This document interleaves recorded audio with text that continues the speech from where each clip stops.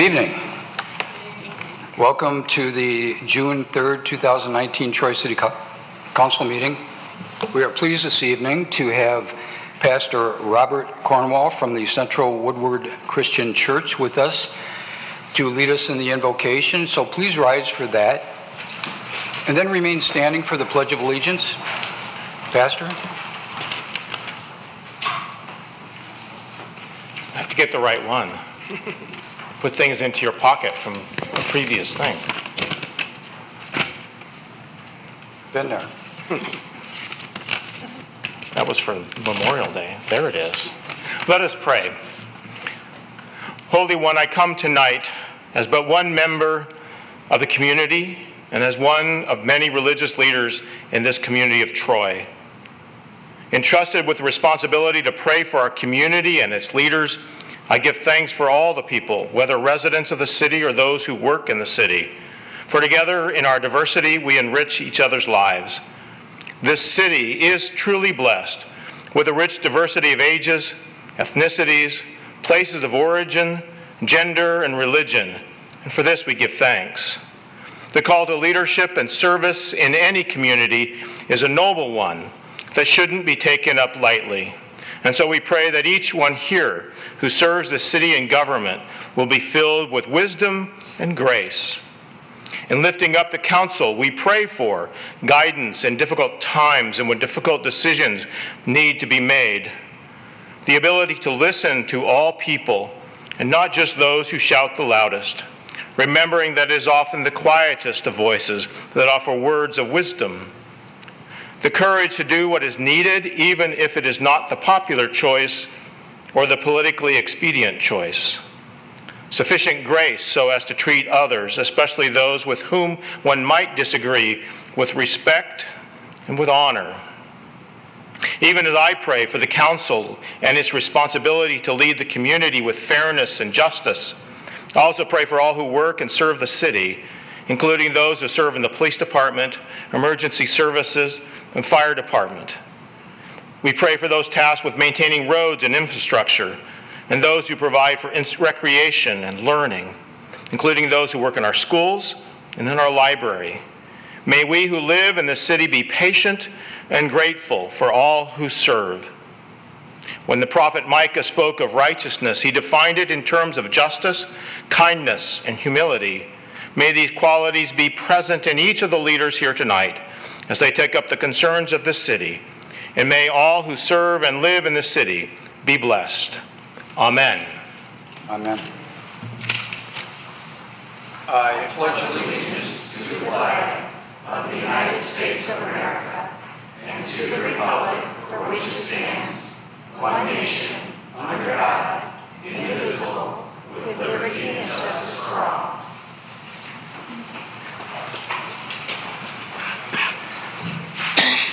Thank you, Pastor, for those kind words. The Troy City Council meeting is now called to order. The roll call, Ms. Dixon. Mayor Slater? Here. Councilmember Abraham? Here. Mayor Pro Tem Baker? Here. Councilmember Hamilton? Here. Councilmember Henderson? Here. Councilmember Hoderick? Here. Councilmember Pennington? I did receive correspondence from Councilman Pennington that he would be out of the county this evening, so I will move that the Troy City Council hereby excuses the absence of Councilman Pennington at the regular council meeting of June 3rd, 2019 due to being out of the county. Support. Moved by the chair and supported by Councilwoman Abraham that we excuse the absence of Councilman Pennington at the regular city council meeting of June 3rd, 2019 due to being out of the county. Discussion? Vote, Ms. Dixon. Mayor Slater? Yes. Councilmember Abraham? Yes. Mayor Pro Tem Baker? Yes. Councilmember Hamilton? Yes. Councilmember Henderson? Yes. Councilmember Hoderick? Yes. Motion passes.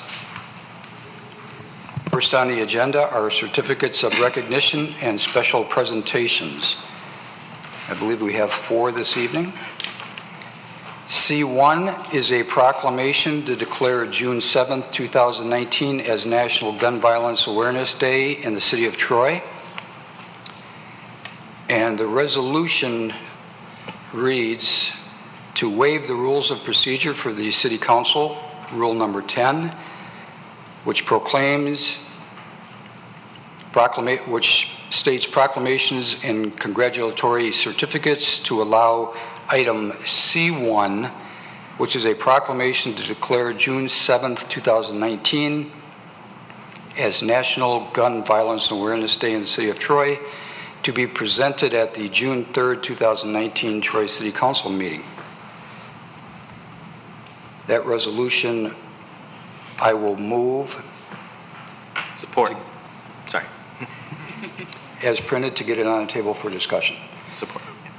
Moved by the chair and supported by Councilman Hamilton that we approve C1, which is a proclamation to declare June 7, 2019 as National Gun Violence Awareness Day in the City of Troy. But this resolution is to waive the rules of procedure. And before we have discussion, I just, for those in the audience and those at home, we have a procedure where we have a resolution brought to us at one council meeting. We vote on that proclamation, and then the following city council meeting is when we actually present that proclamation. In this case, it's my fault that we're doing it in this order because I received correspondence to get this on the agenda about a month ago, and I thought it was going to also be sent to Cindy Stewart, who is our Community Affairs Director, but in error, it was only sent to me. So I didn't forward it to Cindy Stewart for her to get it on an agenda before it was needed. So we're here today to waive the rules to give us an opportunity to vote on whether to issue the proclamation or not. So hopefully that everyone understands that procedure. So is there any other discussion on the procedure to waive the rules? We have the vote, Ms. Dixon? Councilmember Abraham? Yes. Mayor Pro Tem Baker? Yes. Councilmember Hamilton? Yes. Councilmember Henderson? Yes. Councilmember Hoderick? Yes. Mayor Slater? Yes.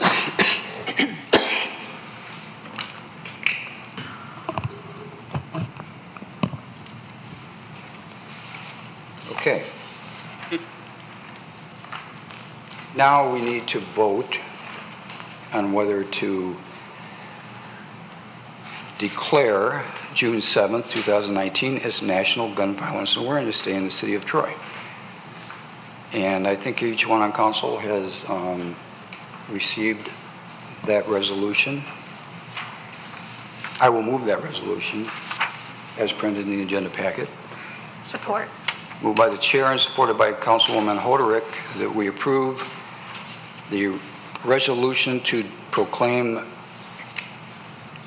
or to declare June 7th, 2019 as National Gun Violence Awareness Day in the City of Troy, as printed in the agenda packet. Discussion on that item.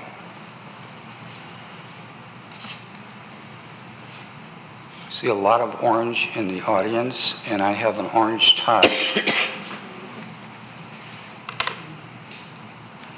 Just as a comment, I think we all are against violence, whether it's guns, knives. I think the proclamation speaks for itself, and that it is a nonpartisan effort to just be aware of gun violence. And hopefully someday we will not have any violence, whether it's a gun, a knife, a car, or whatever. So thank you all that have come this evening on behalf of this proclamation. The vote, Ms. Dixon. Mayor Pro Tem Baker? Yes. Councilmember Hamilton? Yes. Councilmember Henderson? Yes. Councilmember Hoderick? Yes. Mayor Slater? Yes. Councilmember Abraham? Yes. Motion passes. At this time, I'm going to move down to the podium, and all those in orange, if you would like to come up and meet me at the podium, I'd like to present this proclamation.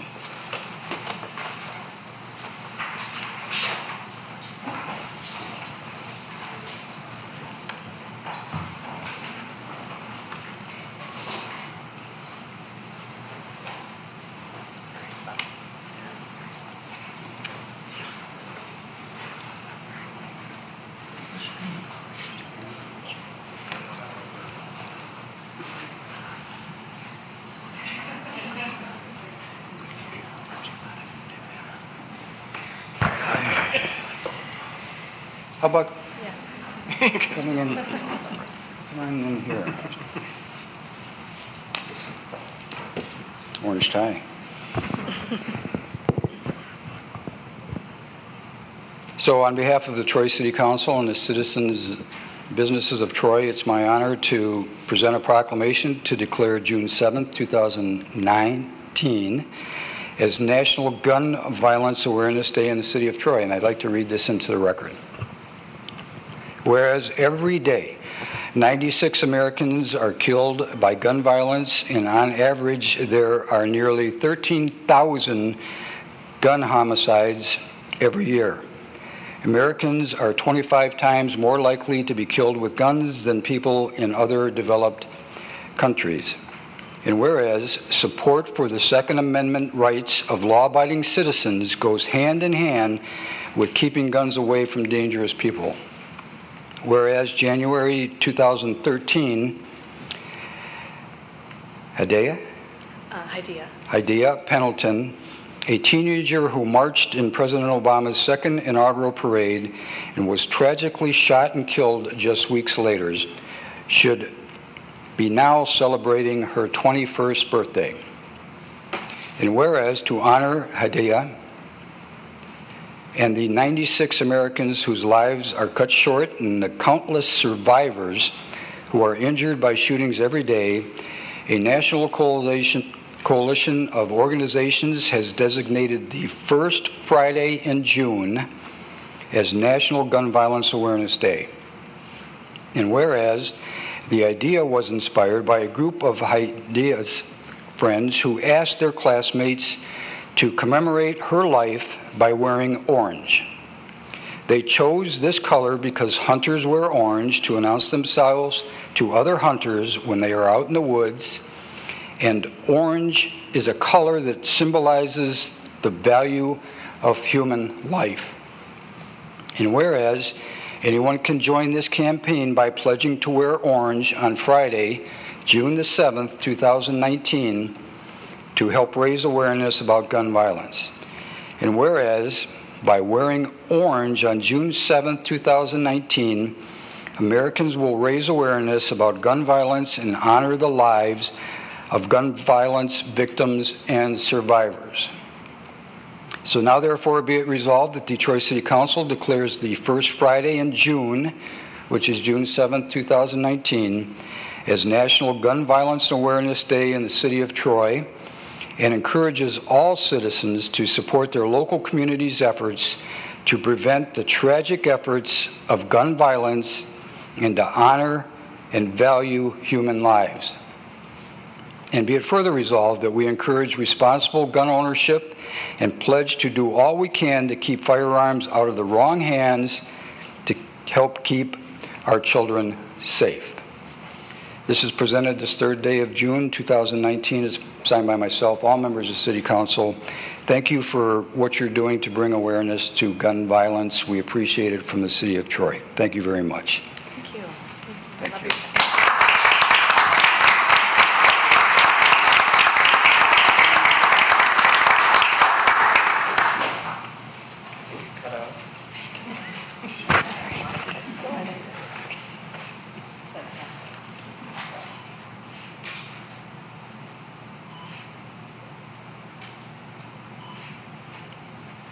Thank you.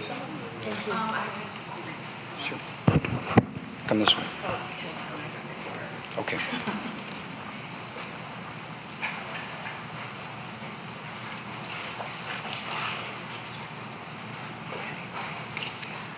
Thank you so much to Mayor Slater, whose tie I love and appreciate, and to the council for this proclamation. My name is Justine. I live in Troy. My kids go to school in Troy, and I teach at Boland Park Middle School. And you know, my husband and I had moved to Troy not even 2 years ago, and one of the reasons we chose Troy was because of its status as one of the safest cities in Michigan. And unfortunately, even a city as safe as Troy is not always immune from gun violence. There was a gun suicide at Troy Beaumont a few months ago. There was a a road rage incident involving a gun on Big Beaver last year. The Walmart in Troy was stolen from, and the thief pointed a gun at employees there. So even in Troy, some places as safe as our community, we still have to deal with this. And indeed, the Troy Police Department offers active shooter training, and Troy students this year started learning the ALICE active shooter protocol. So it's a national issue, but sadly it's a local one as well.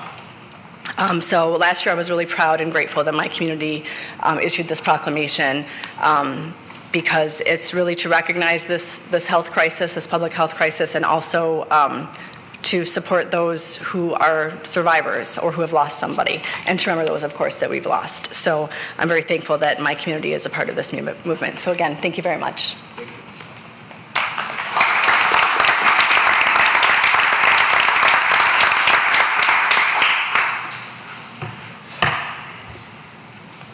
Did you want to take the proclamation? Oh, yes.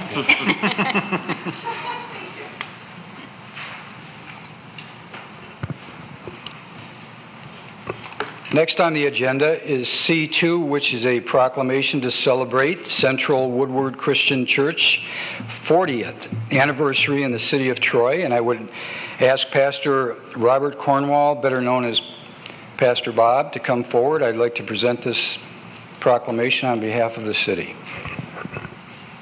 Let's see you. Over here? How about over here? It's my good side. Okay.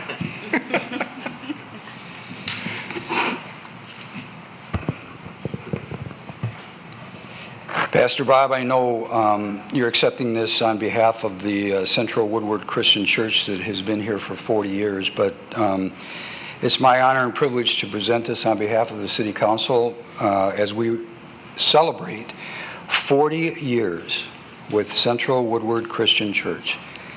Despite the name. Yeah, that's okay. We know where you are. Let's go. So, whereas Central Woodward Christian Church has met the religious needs of Troy residents and beyond since first worshiping in their current home July 16th, 1979. And whereas the roots of Central Woodward Christian Church began in the late 1920s when two Detroit disciples of Christian churches, Central Christian Church and Woodward Avenue Christian Church, came together as one congregation under the leadership of the Reverend Dr. Edgar DeWitt Jones.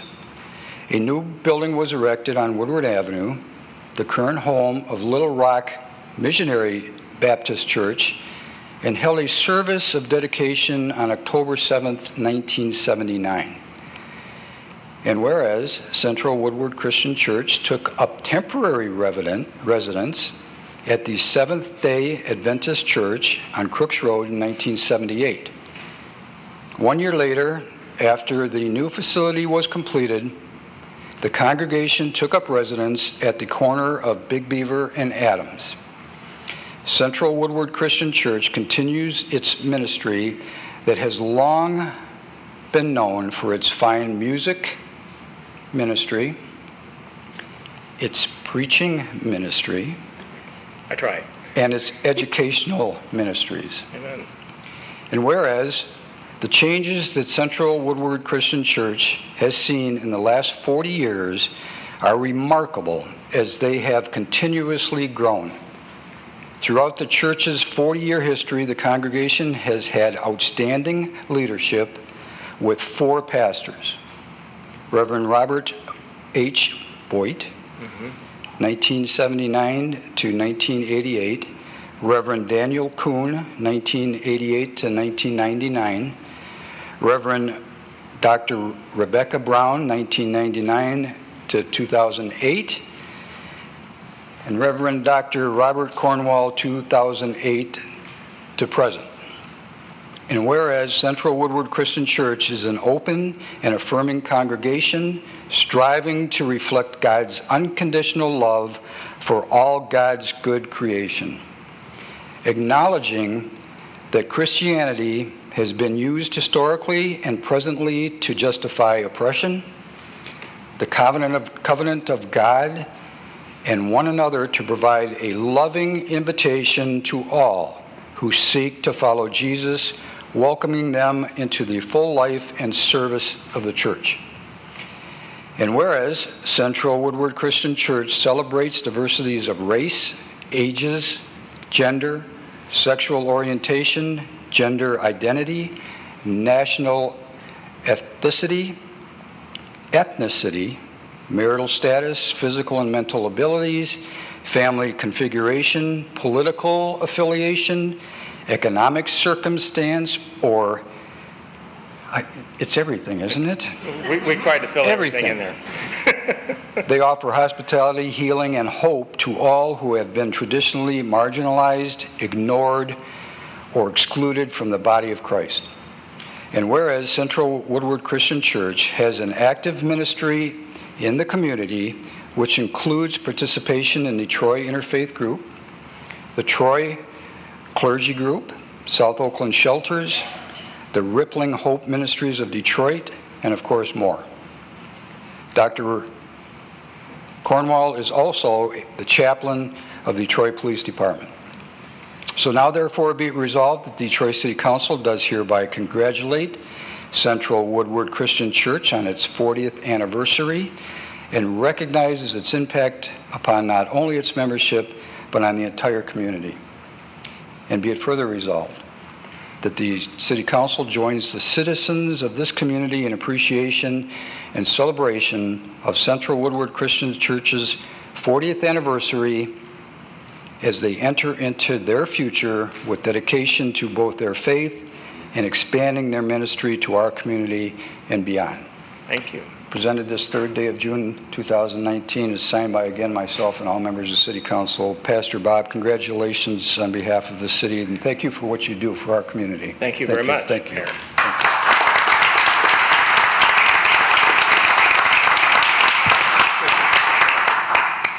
Visual picture.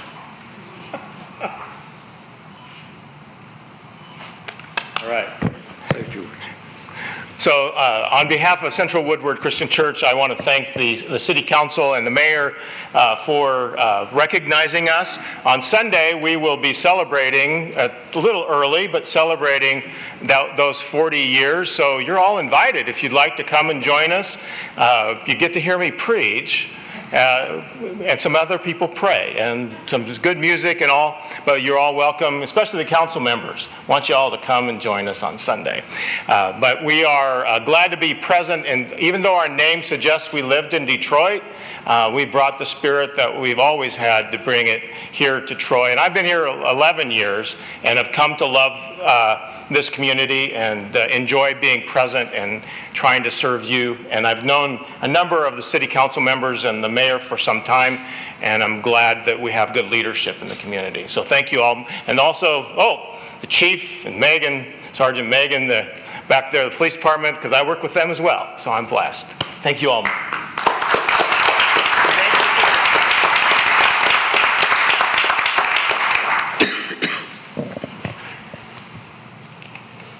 Okay, C3 is a presentation to the Troy golf team. And I would ask Recreation Director Elaine Bowe to come forward and help me present these outstanding awards, and ask Aaron Canald, General Manager at Sanctuary Lake, and Derek Markham, General Manager at Sylvan Glen, to come forward.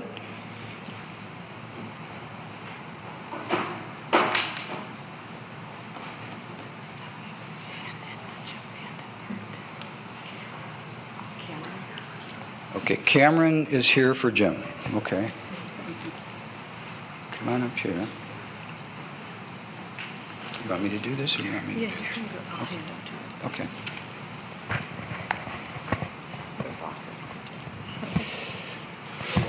It's good to have the boss here, too. Welcome. This is quite an honor for the city of Troy to have Billy Casper Golf as the managers of our golf courses, and it's been a success since the day that we started with Billy Casper, and we can't thank you enough for what you've done. So on behalf of the city, what I would like to do is present the 2018 Billy Casper Golf Top Performer for Sanctuary Lake Golf Course. How's that? Perfect. Thank you. For Kim? Cameron? I'd like to present the 2018 Most Improved Golf Course of the Year, Sylvan Glen Golf Course. Congratulations. Thank you.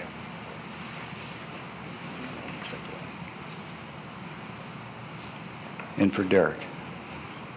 2018 Central Operations Coaches Award to Derek Markham. Congratulations, Derek. Thank you so much. Once again, I can't thank you enough on behalf of the City of Troy, what you've done for us to bring our golf courses up to where they are today. Without you, we wouldn't be where we are. So thank you so much on behalf of the City of Troy and the City Council for what you do to make our golf courses the way they are. Thank you so much. Thank you. Thank you.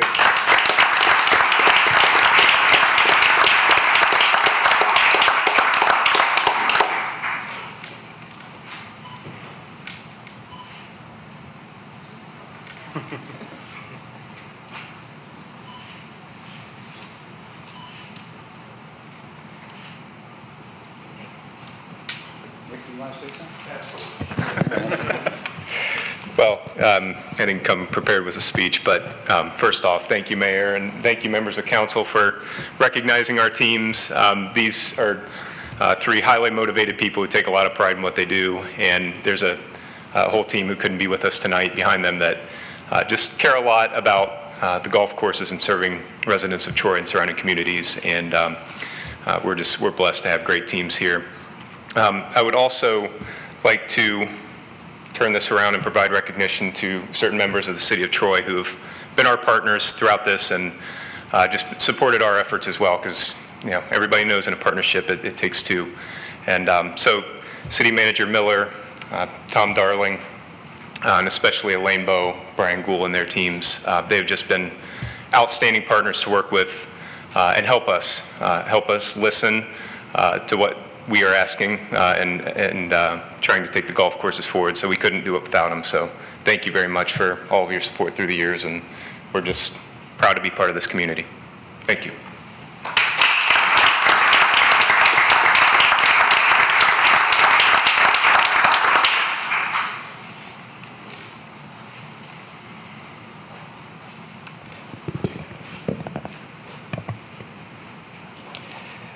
C4 is a presentation of a $1,500 donation to the Troy Public Library from Troy Community Lions Club President Brian Porowski. Is Brian here this evening?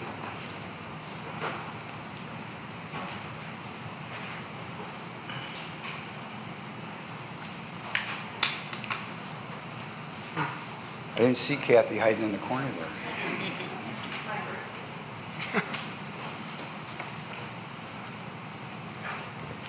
You want to come up and make the presentation? Sure. Kathy, do you want to come over here? I'm going to let Brian make the presentation here. Is that okay? Sure. But you're going to stand by me, right? I'm going to stand by you. Okay.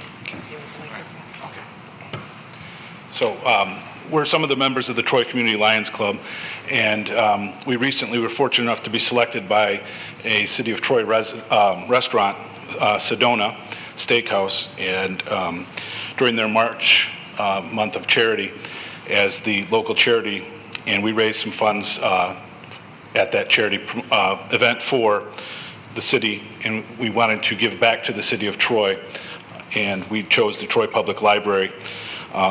The money that we are donating tonight will go to a universal access center for teens and adults at the Troy Library.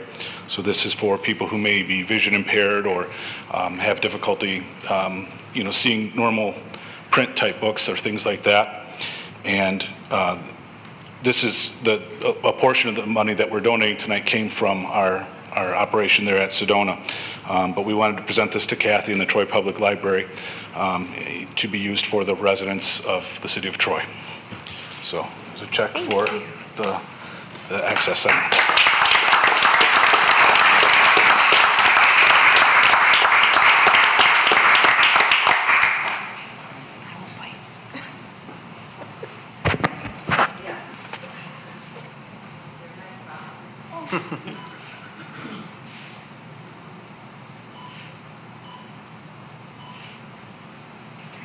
Thank you so much. Want to say something? Sure.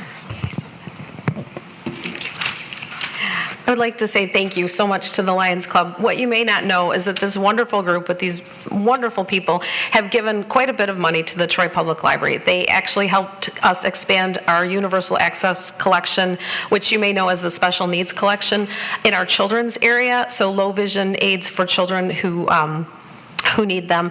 And, you know, we've been talking over the years that we don't have one of these types of collections for adults, and now we do, thanks to the Troy Lions Club. So thank you very much.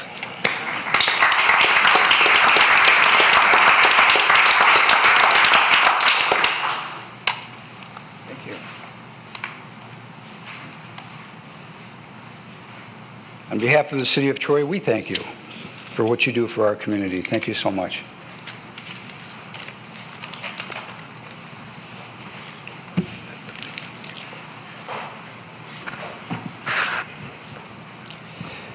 Next on the agenda is C5. On behalf of the City of Troy Employees Casual for Cause program for the months of January and February 2019, I will give the microphone to Community Affairs Director Cindy Stewart, who will present a check in the amount of $640. And why don't we call back up the Lions Club? They give to us, we give to them.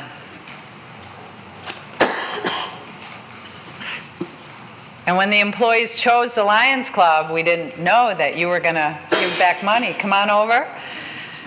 But Mayor and City Council, as you know, our employees get to dress casually on Fridays, and all of our money, we raise it. And so for January and February, we have $640 that we know the Lions Club will give back to another worthy cause. So there you go.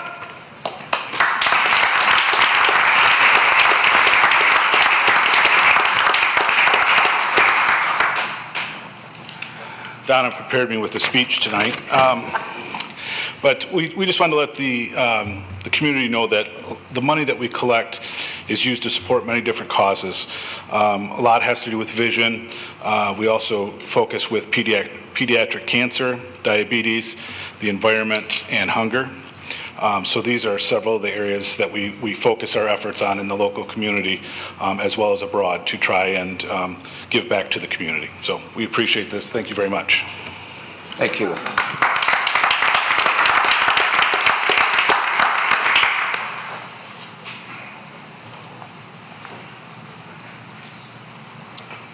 Okay, that concludes certificates of recognition and special presentations this evening. So we will move to public hearings as there are no carryover items this evening.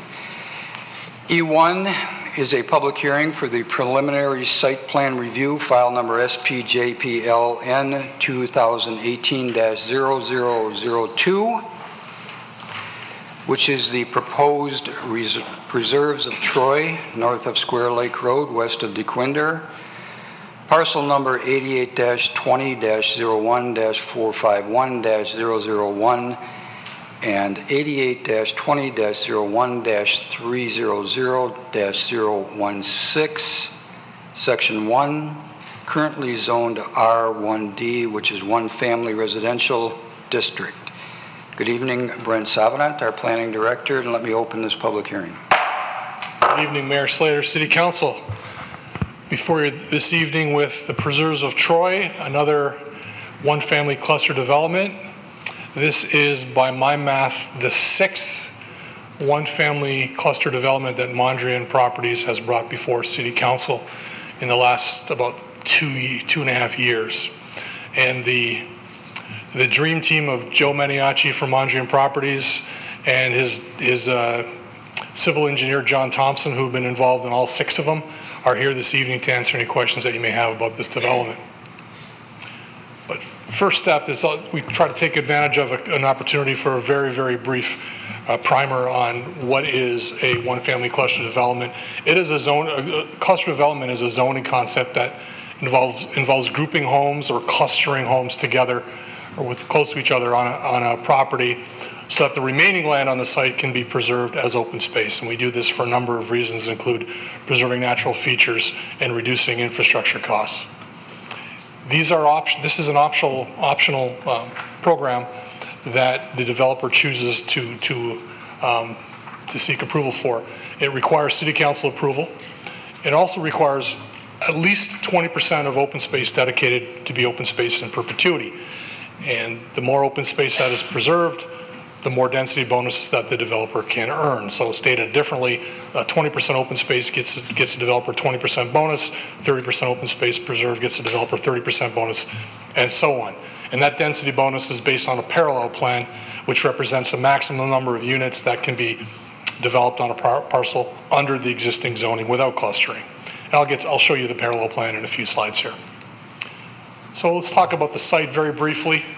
It's zoned R1D, one family residential. The site in its entirety, it's outlined in red. This is really bright and kind of difficult to see, but you see the outline here in red. That's 81 acres. And what the developer, Mondrian Properties, is proposing is to develop the lower 6 acres, the southernmost 6 acres here, here, with 23 units. This is located on the south side of Square Lake, just south of Sanctuary Lakes Golf Course. The remaining 75 acres is proposed to be open space, preserved in perpetuity. This is a partnership. It's a partnership between the Troy School District, who is selling the property to Mondrian, Mondrian Properties, which is developing the property, and the Six Rivers Nature Conservancy, which will be accepting a 75-acre donation to be preserved in perpetuity as a nature preserve. And the Troy School District and Mondrian Properties together are donating $150,000 to establish an endowment fund to maintain that property, and also will go towards developing a small parking lot and trailhead located north of the site right here. And you can see a schematic sketch of trailhead beginning there. There are a lot of trees on this site. We actually did not require Mondrian to go in and survey 75 acres of trees that they were to be left alone, but I can confidently say there are tens of thousands of inches of trees that are going to be preserved on this site in perpetuity in this conservation area. There are also over 40 acres of regulated wetlands on this property, most of which will be preserved. The green represents the wetlands area. This is the parallel plan that is required to determine the number of units that could be developed by right. This shows 102 units developed on the property. There are some wetlands that would be filled to make this happen, but they are relatively minimal. If this were to be developed as presented, there would be 45 acres of open space preserved, or about 55% of the property. But we do a side-by-side comparison. Again, the parallel plan yields 102 units with 55% open space, and the application before us this evening yields 23 units with 92% open space. It's a significant number. 92% of the property is going to remain open space in perpetuity. The development complies with all requirements of the one-family cluster option, with the exception that lots 3 through 9, as well as lots 11, and those are located along the north here, as well as here. There's a 40-foot rear yard setback requirement. They're proposing only 25, but that rear yard is open space preserved to be undeveloped. So the Planning Commission had no issue with that deviation, and City Council has the authority under this option to administratively approve that deviation as when you approve this, if and when you approve the site plan. Traffic impacts on Square Lake Road are minimal. We had OHM develop a brief memo on this issue, and they found that increased traffic volumes from the development are negligible on the adjacent roadway network and are not expected to significantly worsen traffic conditions on Square Lake Road. The average daily number of trips generated by this development will be 270. So if someone leaves the house to get a gallon of milk, gets in the car, leaves, gets a gallon of milk and comes back, that's 2 trips, one leaving, one coming back. So a total of 270 trips. And the AM peak and PM peak traffic volumes are really not significant. The Mondrian proposes a range of housing units ranging from a 1,900 square foot ranch to a 3,200 square foot colonial. This is an example of what the ranch is going to look like. He has a model that's constructed on John R. If you want to go look at them, they're pretty nice. I'm not pitching homes for Mondrian, but I was curious about this ranch that keeps being brought up, and it is very nice. And the standards of approval, these are our findings as related to the standards for approval. I'll just go through them very briefly. These standards are located in section 10.04I of the ordinance. So this development creates a 75-acre nature preserve. It will be preserved in perpetuity. It improves access to that preserve. They, as I indicated earlier, are providing a donation of $150,000 to establish an endowment fund to maintain the property in the future. Provides long-term protection of natural features and open space. Provides 92% overall open space, preserves existing on-site state-regulated wetland, preserves existing landmark and woodland trees, is adequately served by public services, and provides architectural form, scale, and massing that are in proportion and complementary to the adjacent properties. Most of these benefits will not be achievable, at least at this scale, without a cluster-type development. Planning Commission held a public hearing on this item February 12, 2019. The recommended approval 7-0. City management also recommends approval with two conditions. The first is that the city attorney verifies prior to site plan approval that the conservation easement will ensure that the property will remain undeveloped and in its natural condition in perpetuity. And secondly, verification prior to final site plan approval of an acceptable management plan for maintenance of the conservation property. And I can answer any questions you may have, and again, the applicant is here, can also answer your questions. Thank you. Any questions from council? Councilman Hamilton. Thank you, Mayor. Thanks, Brent. This is phenomenal. This is, of all the clusters I've voted on, I can't think of one that's maintained this much open space. It's pretty incredible. And thank you to Mondrian for putting this together. My question is, so this will be owned then by Six Rivers Conservancy then, and will they have to keep it open to the public in perpetuity as well? Or is that part of the deal too? The details will be delineated in that conservation easement language. Based on the fact that they are proposing to develop funds to develop a public parking lot with trailhead access, my assumption is it will be open to the public, but those details would be laid out in the easement language. Okay, that's fantastic. 75 acres of publicly accessible green spaces. Great plan. It's to that note, if I may, Mr. Mayor, one of the first projects I worked on when I started here was Sanctuary Lakes Golf Course. And the narrative from a lot of the neighbors was what's going to happen with the species on that property, but also on this property, the spotted turtles and other resources on this property. And it's been a narrative that I've heard for 17 years, how important this Section 1 property is. So this is what I would call a win-win. The school district sells the property, assists Mondrian in the donation to keep the property protected in perpetuity, and we also get 23 new housing units. So it really is a nice balance.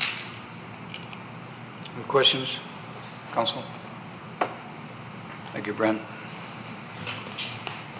I don't see that anyone has signed up to speak on this item, but if there's anyone in the audience that wishes to speak,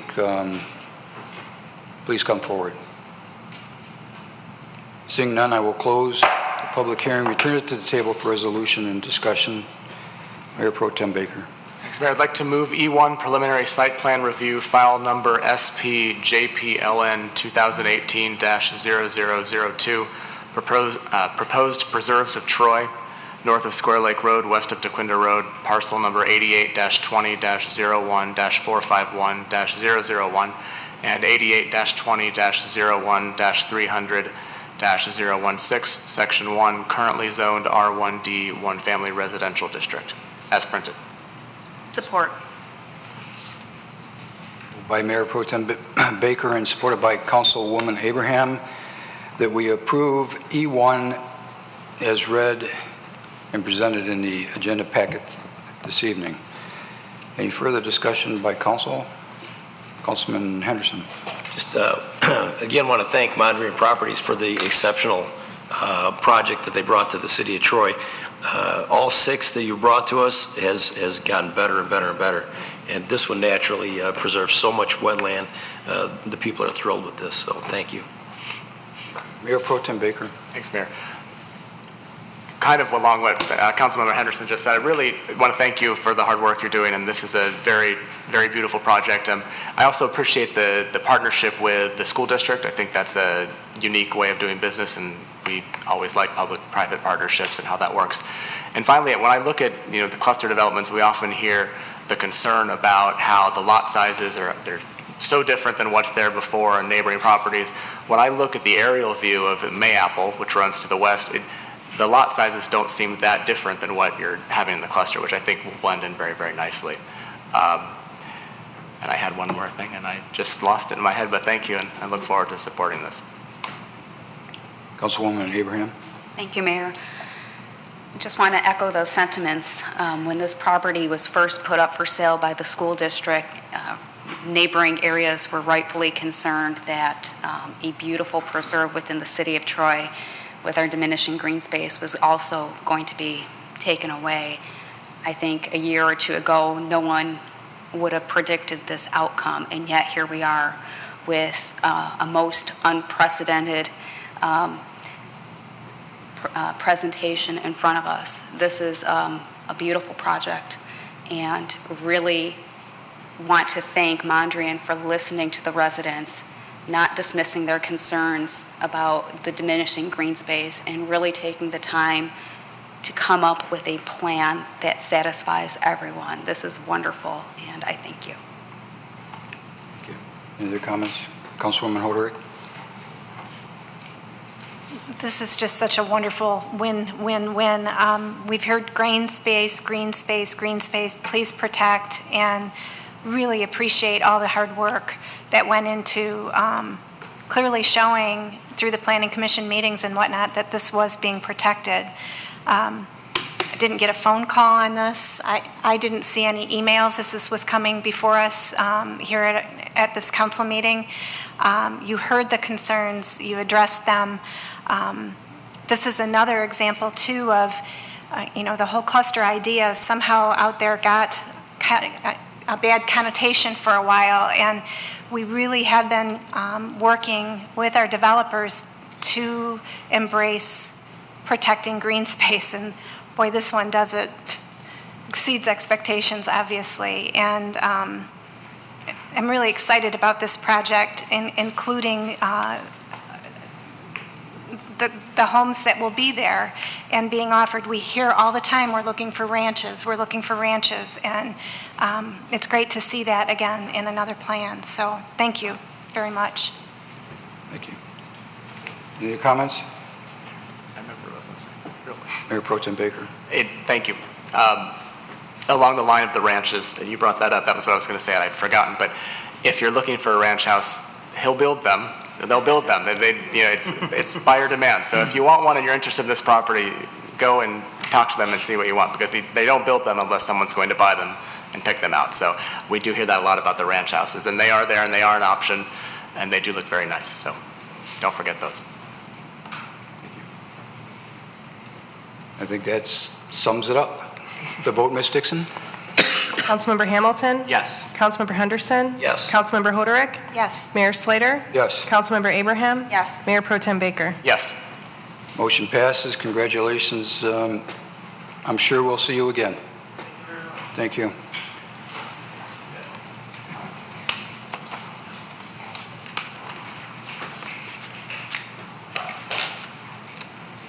Take a couple seconds if anyone wants to leave at this time. Okay. Next on the agenda is public comment for items on the agenda from Troy residents and businesses. I see we have a 5 or 6. I'll call upon John Clueless, Troy resident, wishes to speak on H2.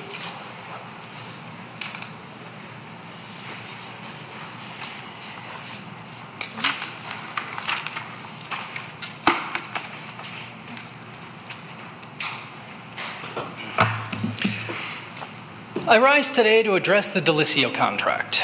I'm sure I need not remind this council that former city manager Brian Kishnick currently rests his head in a federal prison in Morgantown, West Virginia as a result of his demands for a free driveway from Delisio.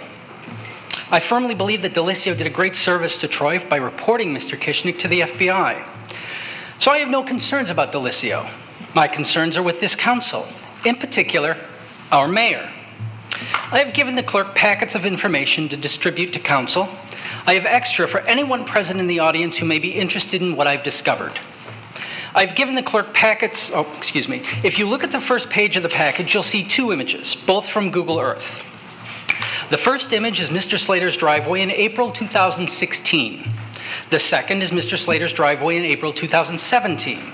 You can clearly see that Mr. Slater had his driveway replaced. Not coincidentally, around the same time the slab replacement program went through his subdivision. The same slab replacement program currently on tonight's agenda. The second set of photos is the street view of Mr. Slater's driveway, giving you a close-up view of the work he had done. Knowing that he had this work done, I submitted a FOIA request for all permits issued for any construction on Mr. Pennington's, Mr. Henderson's, and Mr. Slater's homes. You'll see my request next in the packet. The complete response from the city is the next 5 pages, with only Mr. Slater having pulled permits for home construction. You'll find permits for a bathroom remodel, new windows, and a water heater. What you won't find is anything related to Mr. Slater's driveway. So I checked with Troy's building department. According to the inspector I spoke with, if you replace a driveway between the approach and the sidewalk, you must be issued a permit. So, in order for the city engineer to inspect, the photo clearly reveals that Mr. Slater's approach was replaced. So I am left with a mystery. Where is the permit for Mr. Slater's driveway? Does any paperwork exist to show that it was inspected? And who precisely replaced this driveway?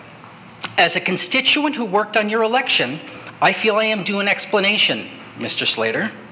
As to the responsibility of this council, you need to demand Mr. Slater explain himself. At most, this council needs to undertake an investigation of Mr. Slater and his relationship with Delisio.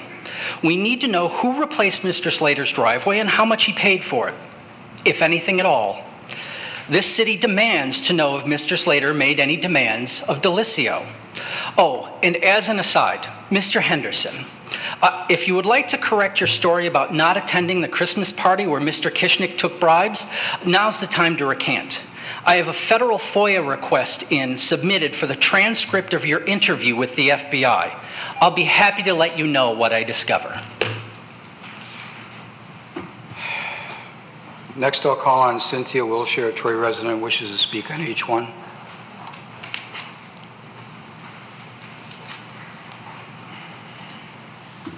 Good evening. I'm here to talk about the signage for our city.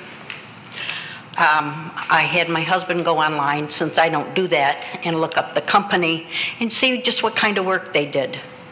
Nothing spectacular. My husband has been in advertising and marketing for 31 years.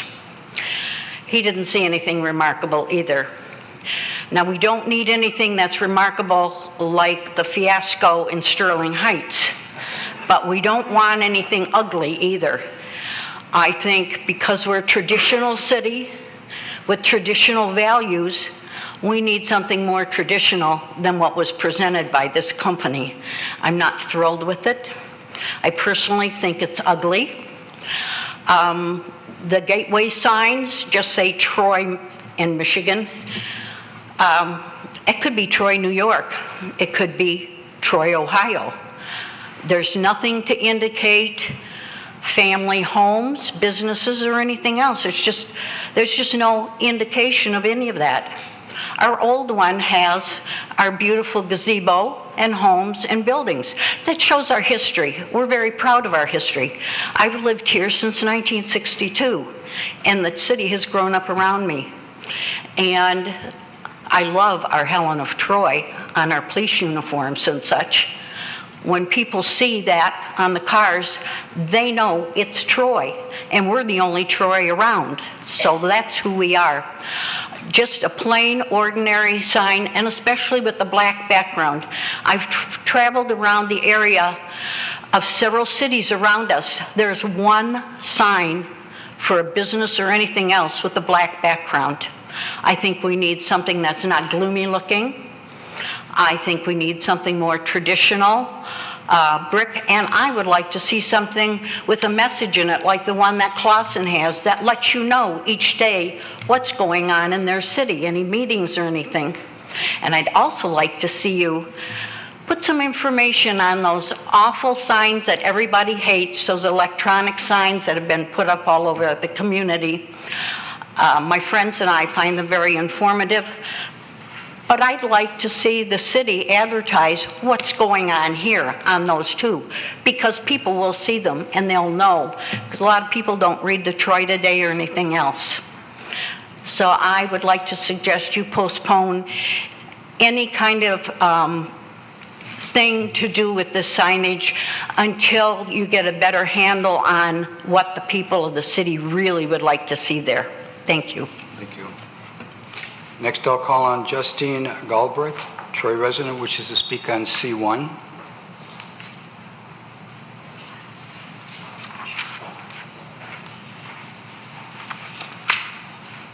I don't really need to speak since I spoke earlier.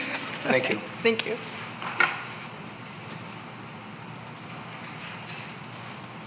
Bina Nagapala, Troy resident, wishes to speak on C1. Same.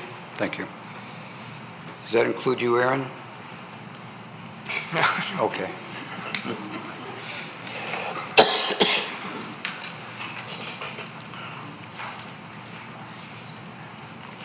Evening, Council. Good evening. First, I'll start by thanking you again for the proclamation earlier. I know it is appreciated. As you said, it's a nonpartisan issue. It's the plague of gun violence is affecting everyone around this country. I will move on to the sign. I actually firmly disagree with a lot of the points made by our previous speaker. While I do agree that something like a slogan would be cool, or a sign below it, that would be very helpful with updated information. The idea that we are so traditional that we can't change bothers me. I have not been in Troy long enough to see it completely grow up around me. I've been here not quite 10 years yet, but I've been here long enough to make it feel like it's my home. I've fought for various causes in Troy, people in Troy. I have many people that I love in Troy. It's my home, and to me, this is not an ossifying city. We are a dynamic place. We're a changing place. We have people, old, new, young, people who are fresh to the city, and people who have spent their entire lives here. And that doesn't prevent us from having change. To say that Helen of Troy is specific to the city of Troy, Michigan, confuses me, since it's specific to Troy, Greece. And while I think it's a lovely logo for our city services, the new logo I think is enjoyable and fresh. I wouldn't be opposed to changing it somewhat or leaving it as is. But I think to say that we must have traditional ignores the reality of the city. We are, per slogan, the city of tomorrow today, love it or hate it. And while we don't have to have the most forward, flashy thing, we are in a lawsuit right now about the signage, but as I recall, but that doesn't mean that we shouldn't strive for something that looks forward. Although I do completely agree, let's avoid Sterling Heights situation. Thank you. Thank you. That concludes those that have signed up to speak this evening. Next is an opportunity for council or administration response. Any response comments? Next is postponed items. H1 is a city signage board and commission feedback, which is a postponed item from April 22nd, 2019. Standard purchasing resolution 2, low bidder meeting specifications, which is the gateway signage. I see staff is forward. City Clerk Dixon, this is on the table, is that correct? Yes, this is the resolution. It's already on the table. It's just postponed? It was not moved. I can't remember if it was moved or seconded. Give me 1 second, I'll look it up. Okay. While she's doing that, welcome. Good evening. Hi. Should we wait? No, I think, Okay. I think we can go. Thank you. So. Just a procedural thing for me. Okay. Thank you. So tonight, we're just revisiting briefly what we talked about in November and then going through the entire process to get what we went through to get to the final sign design. Let's see. So just to kind of, review what we went over in November, the city sign project was a strategy. The project went out to competitive bid, and then we began working with KMA. And they also designed the Troy Public Library signs as well. So they did have a good working history with us, and the library is also very happy with their signage. And just, again, to recap, all of the pink dots are where the City of Troy, City of Tomorrow Today signs are, with the exception of the brick sign, which is at South Boulevard and Rochester Road. It's the only one in the city that we have like that. That's it. And this is where the new gateway signs would be potentially located. So at either end of Big Beaver and Gulfview, and then Big Beaver and DeQuinder.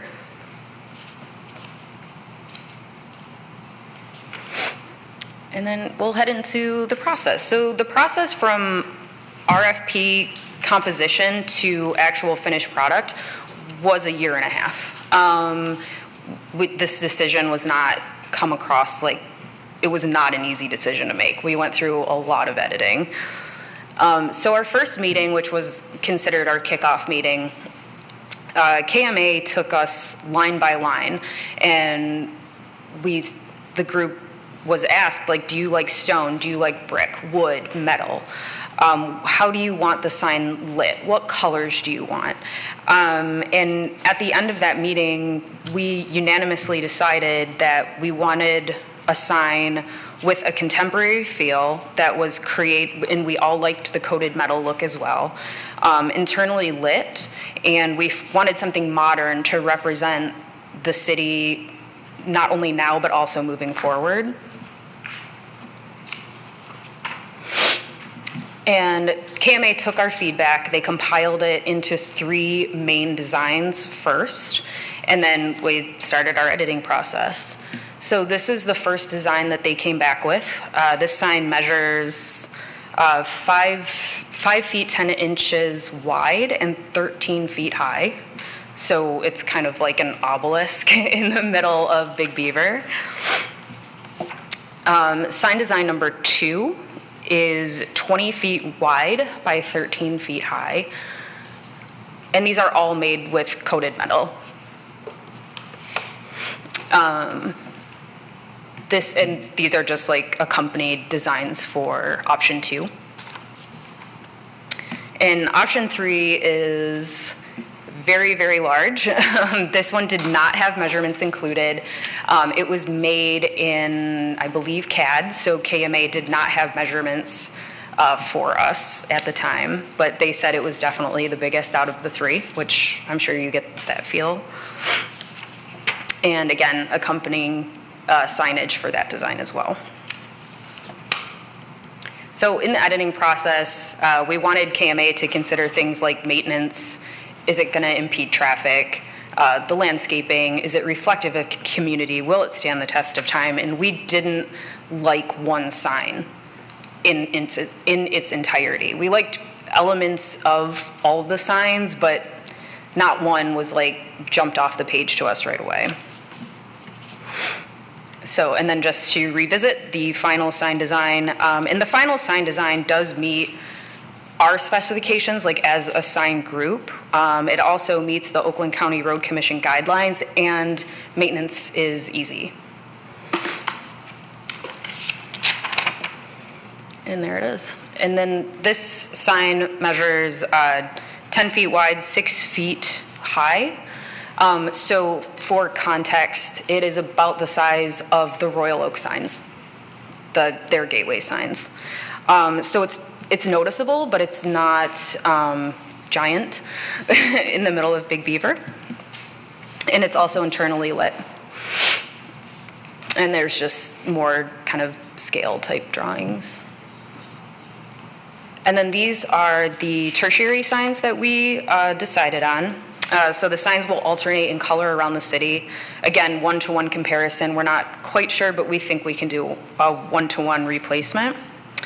So the concern with the original designs is that they kind of mimicked lollipops, and we definitely did not want that on the sides of our road. So we wanted them to mimic pole banners, which I think that these definitely do. And the group does, we all felt that these were by far the most appealing tertiary signs that the company has given us. So we did do a survey of the signs for our 44 boards and commissions. The ones that we sent it to are listed there. We only received 14 responses. So individual responses were generally high and in favor of the signs, so 8 to 10, or highly not in favor, which is 2 to 3. And it's important to remember that this is a very small sample size because, again, it's only 14 people and maybe isn't all that representative of the community as a whole. And then Kurt is going to talk about fabrication. Good evening, Mayor and Council. I think I got the fun job. I was tasked with taking the conceptual design and putting it into some sort of fabrication.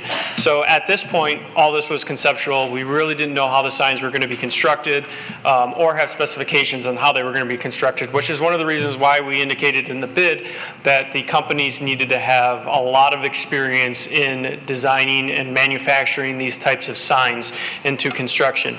So the bid was let in February, and we left that out for about a month to allow people to have opportunity, the vendors, to ask us questions, and we involved KMA in that process to be able to answer those questions.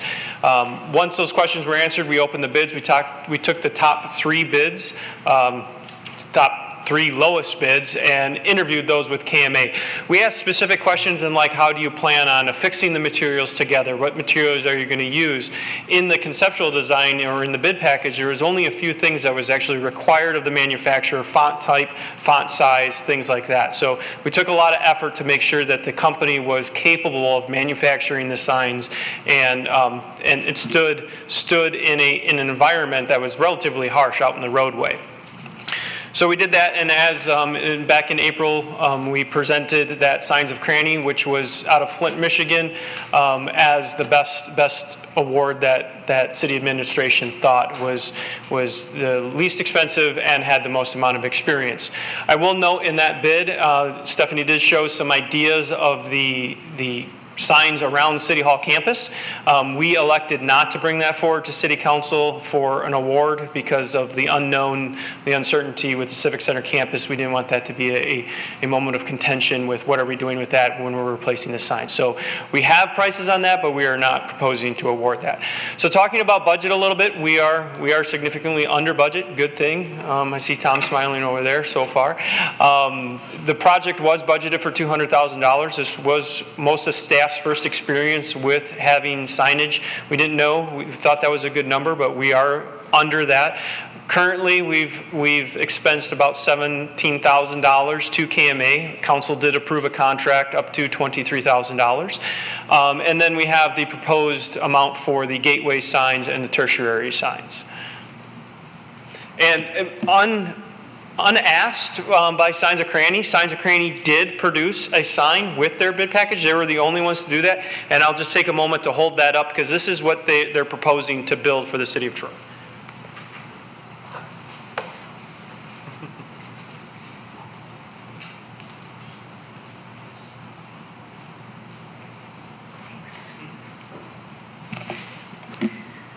So we'll move on to the recommendation.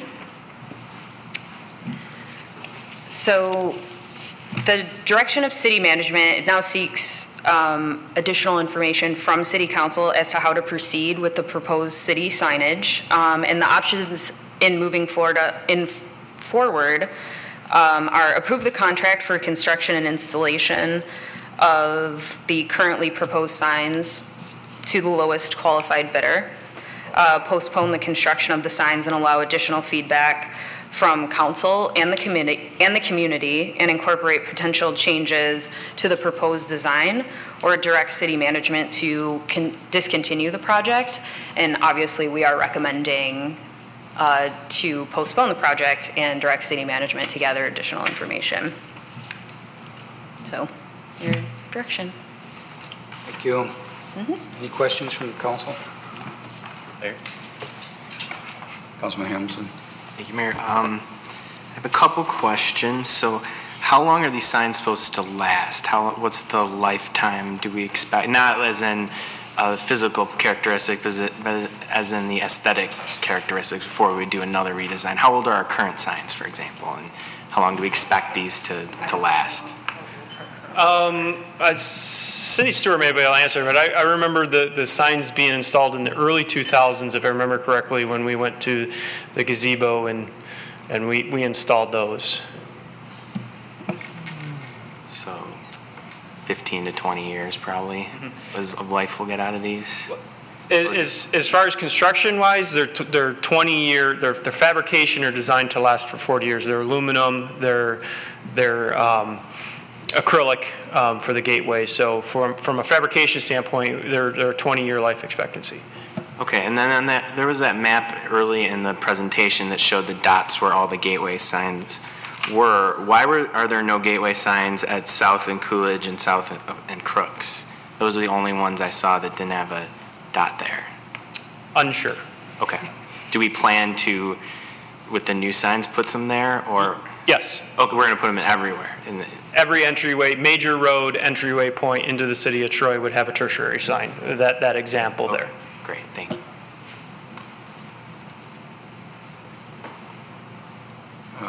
Councilwoman Abraham? Just to follow up on the construction, I think you said the current signs are aluminum and acrylic, correct? The proposed fabrication for what we presented tonight was aluminum and acrylic. The current signs, the tertiary signs, are just aluminum vinyl lettering.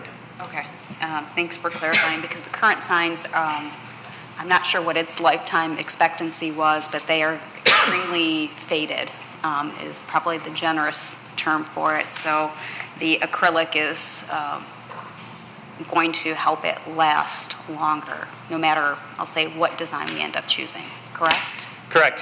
Signs of Cranny is proposing a powder-coated sign with the vinyl coloring.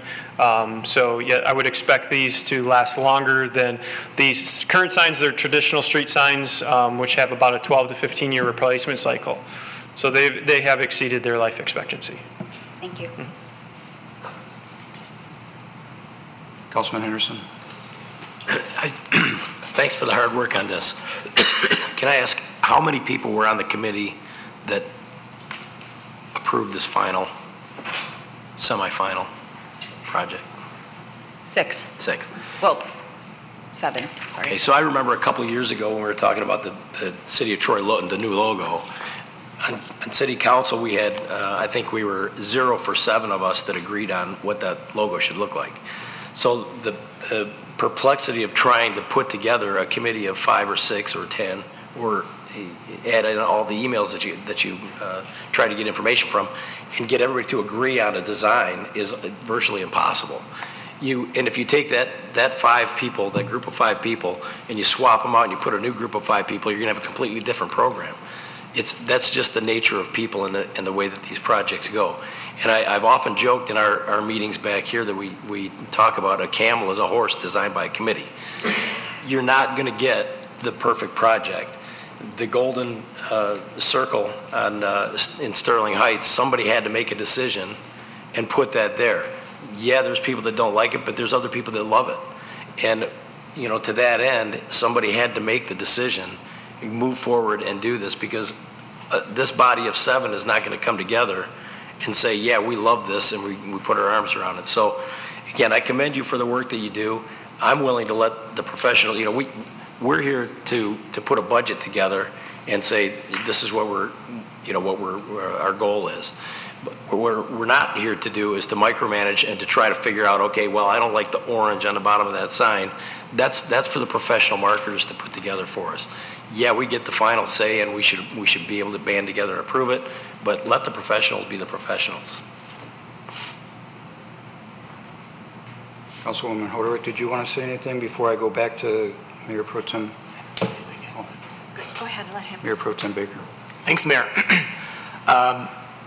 Couple of questions. The first question is the resolution that's proposed on the table says that Troy City Management will conduct community engagement to gauge the community support for new city signage.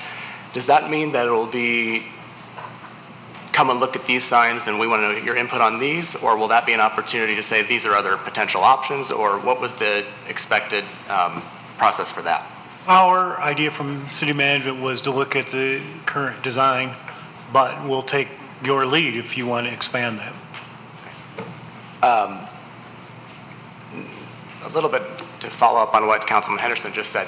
Of the 6 or 7 of you that were on the design committee, other than you, Stephanie, who I appreciate very much the work, and you've won an award in this city for some of the work you've done on the trees, the right-of-way trees. That was a beautiful design. And I told you before the meeting that I think you do great work, and I love it. For more awards. But you'll get them. But other than you, who else on that committee has any design background? Or maybe I should ask city manager. Well, no, I went to the School of Urban Planning and Landscape Architecture, and I spent many a night on a drafting table. Right.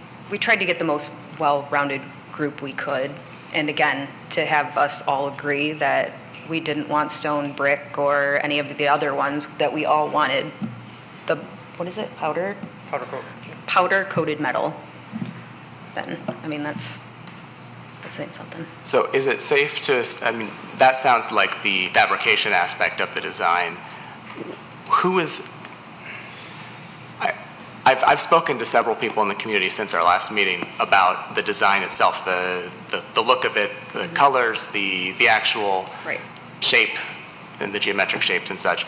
And several stakeholders in our community who are business owners, who are members of other boards and committees in our community, have said that this sign is a fine sign, but it doesn't necessarily present what their vision of the city of Troy is, or it doesn't maintain a classic appeal that will stand the test of time. And I feel like I'm not accusing you of anything, so forgive me. I'm trying to feel comfortable here. But you had mentioned a contemporary feel was something you were looking for. But to me, when I hear a contemporary feel, that alone says that it's not a classic feel. Contemporary is not timeless. It's first set time, a contemporary time. And was that always the direction your committee was going? Well, we wanted contemporary, but we didn't want trendy, which trendy would lose, some design aspects over time. So even though it's contemporary, it doesn't mean it's not necessarily classic, or, at least in my thought. So the Royal Oak one would be considered a modern sign, even though it uses brick, but that also is very reflective of that community. And the final design is based on our logo. Like, they took shapes out of our logo to get to that, again, after all the editing process and even through our first 3 initial designs, that's what they used.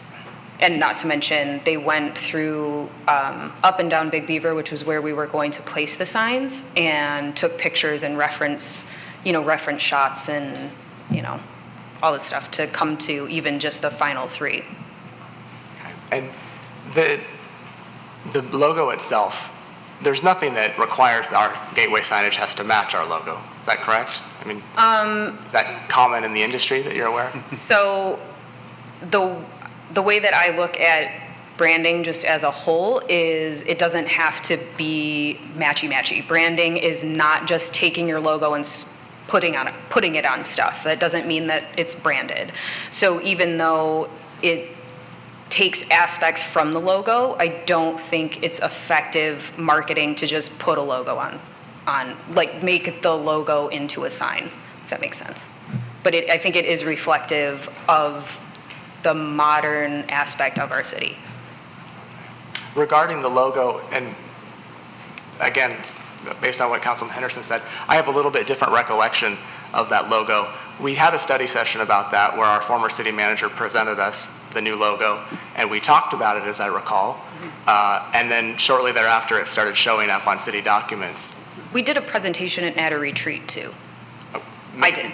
Maybe that was before I was on council, or I'm not sure, but okay. Well, what my point is, I take that back. I do remember it, but we were never given the option to all kind of weigh in on what our different ideas were for a logo. So I don't think it's right to say that we all, 7 of us, were trying to figure out what our logo should be. And I agree it's hard to get 7 people to agree on one thing, and yet we tend to agree on things quite frequently as a council when they're the right product. So I don't think it's impossible to have something that all of us could wrap our arms around, including those in the community that want to celebrate the forward-thinking atmosphere that we have for our businesses, but also represent and appreciate the traditional and classic aspect that we also have.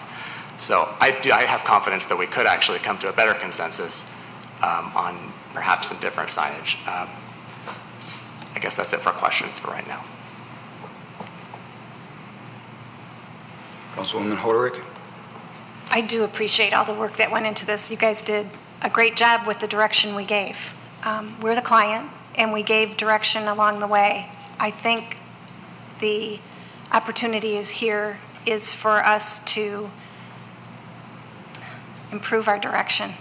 I don't know that we were the client that we needed to be for this, because it was a logo and a branding and a sign project that, and I'll own this because I come out of public relations and whatnot, I should have in November tapped the brakes then to say, hey, can we do a timeout? I'm not sure that we have put the upfront thought and direction in at the quality level we should have. You all delivered. KMA delivered, and we're at that point in the process where now we're seeing, it's almost like when you paint the living room and it wasn't quite the shade that you wanted, and you could either decide to live with that shade and, but it's not just about the signs. I think once these go in, and the reason we're pausing, because quite honestly, the easy decision and the easy way out for me is to approve this, because I have 2.5 more years, and I think these will have a look that's fresh for a couple years. But it is going to establish a branding for the city, and that's where my pause is coming in. And I think the recommendation to postpone the construction and make sure that this fits an overall branding plan, which I don't know that we ever really talked about thoughtfully and gave thoughtful input to you. Not that you guys didn't give us an option. The point is I'm owning where I feel like the quality of the input could have been better from our end as we're trying to represent residents. We do have a traditionalist. We do have a forward-thinking. That's what this city feels like and is. We are in a very dynamic place. What we look like and this mark at our entryways is something we will live with for 20 years. And that's an important decision. I too did talk with several architects and designers who expressed an opinion that, hey, it's right to hit pause if you're having that second guessing and get it right. And But as I'm standing for postponement, I don't want you all should not think, and either should KMA think, that you all didn't deliver. You did. You delivered with the direction we gave.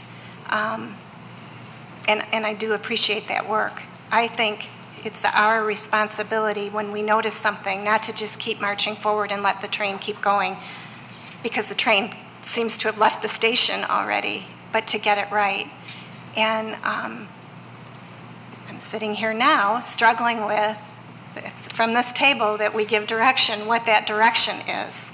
I know enough to say I want to pause. I'm not sitting here completely comfortable because I don't possess that skill set to give specific direction of how to go forward. I don't know that we want a whole crowd of residents from the community necessarily who are no more skilled at this than I am weighing in, but how we get really skilled people to help us in this moment, look at this, and make sure we proceed.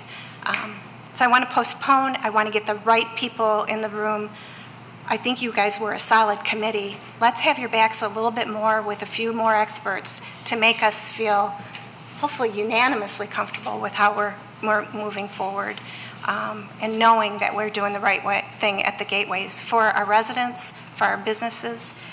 I think the sophistication and the timelessness is what I'm not sure is there. The creativity is there. There's a great look, but if we paused and got this a little better, I don't think anybody's going to scream at us for doing that. So that's where I'm at. Councilman Henderson. So I recall a study session that we had where we looked at a handful of different logos, and I remember the one that I liked particularly didn't end up on in the hit list. So, I know how that process went, and it was just kind of foisted on us, and boom, here it is. To Mayor Pro Tem Baker's point, it was just kind of given to us. The question I have regarding the signs specific, they're powder coated, which means they're aluminum, metal, whatever that construction is. The fascias are acrylic, plastic, some sort of plastic in design. If we can go back to the presentation real quick, maybe I can detail out a little better the differences between the construction methodology that Signs and Crannies proposing. So this is where you're going to see the acrylic. The aluminum would be here. So this would be the aluminum. The rest of the sign is acrylic. They use a process which is called sonically welding that acrylic together and bonding that acrylic together.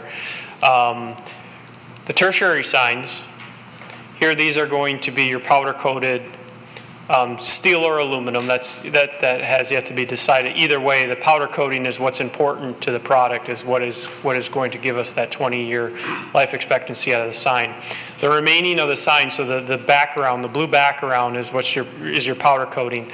The remainder, what Signs and Crannies proposing, is the high intensity vinyl, which has actually become a better product than even 15 years ago when we originally put the signs out there. So the colors, the white and the colors, would be a high-grade vinyl that also has a 20-year life expectancy to it. Okay, so the question on the larger median sign, right, is if that's acrylic or vinyl or whatever product that is, you said it's bonded to the metal, so that can't be removed and just replaced. Let's say we had a logo change. Sure. Could we do that? The sign is how it's conceptually designed and how the manufacturer is proposing to build it. It cannot be altered. It's constructed in a fashion that it cannot be altered. Is it possible they could redesign that slightly so that you could have a replaceable? Well, the angles, if you look at the side view of the sign, the angles are what comes the difficult portion to bond and make those angles accurate, and so it bonds together correctly.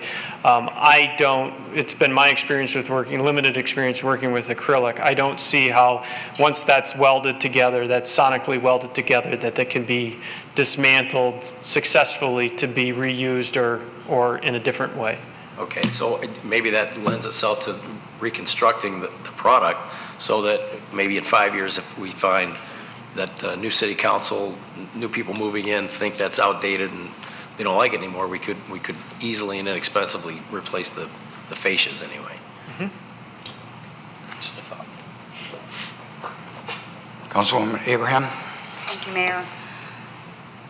When this was presented to us at the retreat 3 years ago, there was some discussion on still utilizing the old logo for certain areas of the city, the police department, I think fire department, maybe one or two other areas, versus the newer design.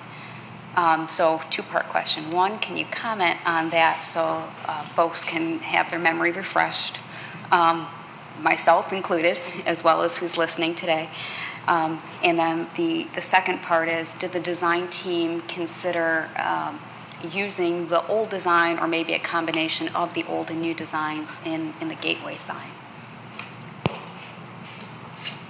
So when you say logo, for the city, I think, are you referring to the gazebo City of Troy one or Athena? Athena. Okay, so thank you for letting me clarify. Athena is still used by the police and fire, and the new logo, which was made in 2015, is utilized with the city. And can you comment how that distinction was, how that decision was made? I think I have the answer to that. Okay. The Athena is considered more of a seal than the actual logo. That's the difference. Right. So, and we decided to continue to utilize Athena for the fire and police. It was on their patches, it's on their cars, and it's less expensive to change things in the city because we don't need to change as much. Even DPW still uses the Athena seal on their vehicles and I believe on their shirts and patches. And was there any conversation with the design group of utilizing both the logo and the seal or the sign? For the sign. Okay.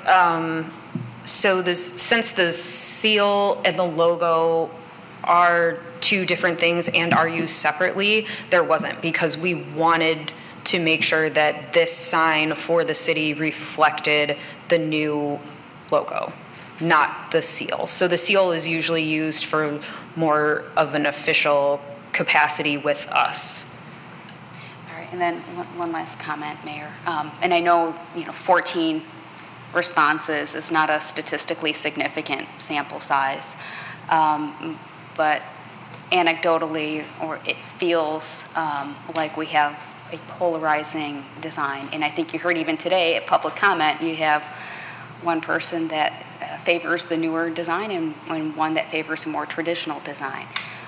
I agree with Councilman Henderson, you're never going to get everyone to agree, but I feel like there's something else that might be a little bit less polarizing, because I do think we want to make these gateway signs last 20 years, not 5 years or 10 years. I mean, this is not an expense we want to incur on a recurring basis. I think it's something we want to be really pleased with. So I'm leaning towards postponing so we can get this right. I think we are so far under budget. We have both the time and the resources to maybe think through this a little bit more before we make, I'll say, a 20-year commitment and avoid some of the ostracizing comments that Sterling Heights has gotten.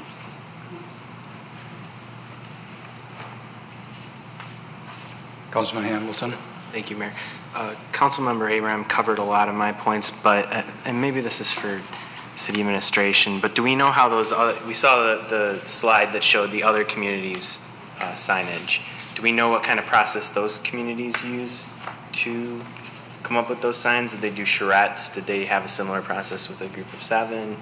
Do we have any insight into that? And maybe we could see if we could do something like that if we do postpone, which is what I'm leaning towards as well. Mayor, I do not know, and I'm not sure if our staff knows. I can speak to how Royal Oak did theirs because I had read their bid document to have their signage done. So Royal Oak actually had a company come in to do their logo and their signage, and that was just part of it. They had a contract with a design team, and they designed all of the gateway signs for Royal Oak, their park signs, and I can't remember if there was another one, but I do know for a fact it was gateway and park signs.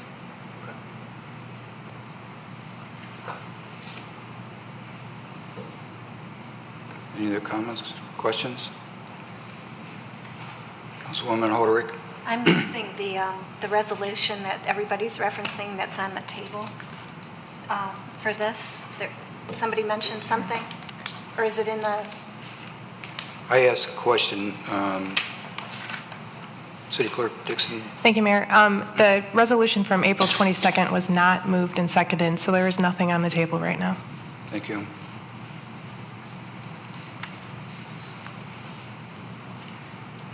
Thank you. I don't have much to add.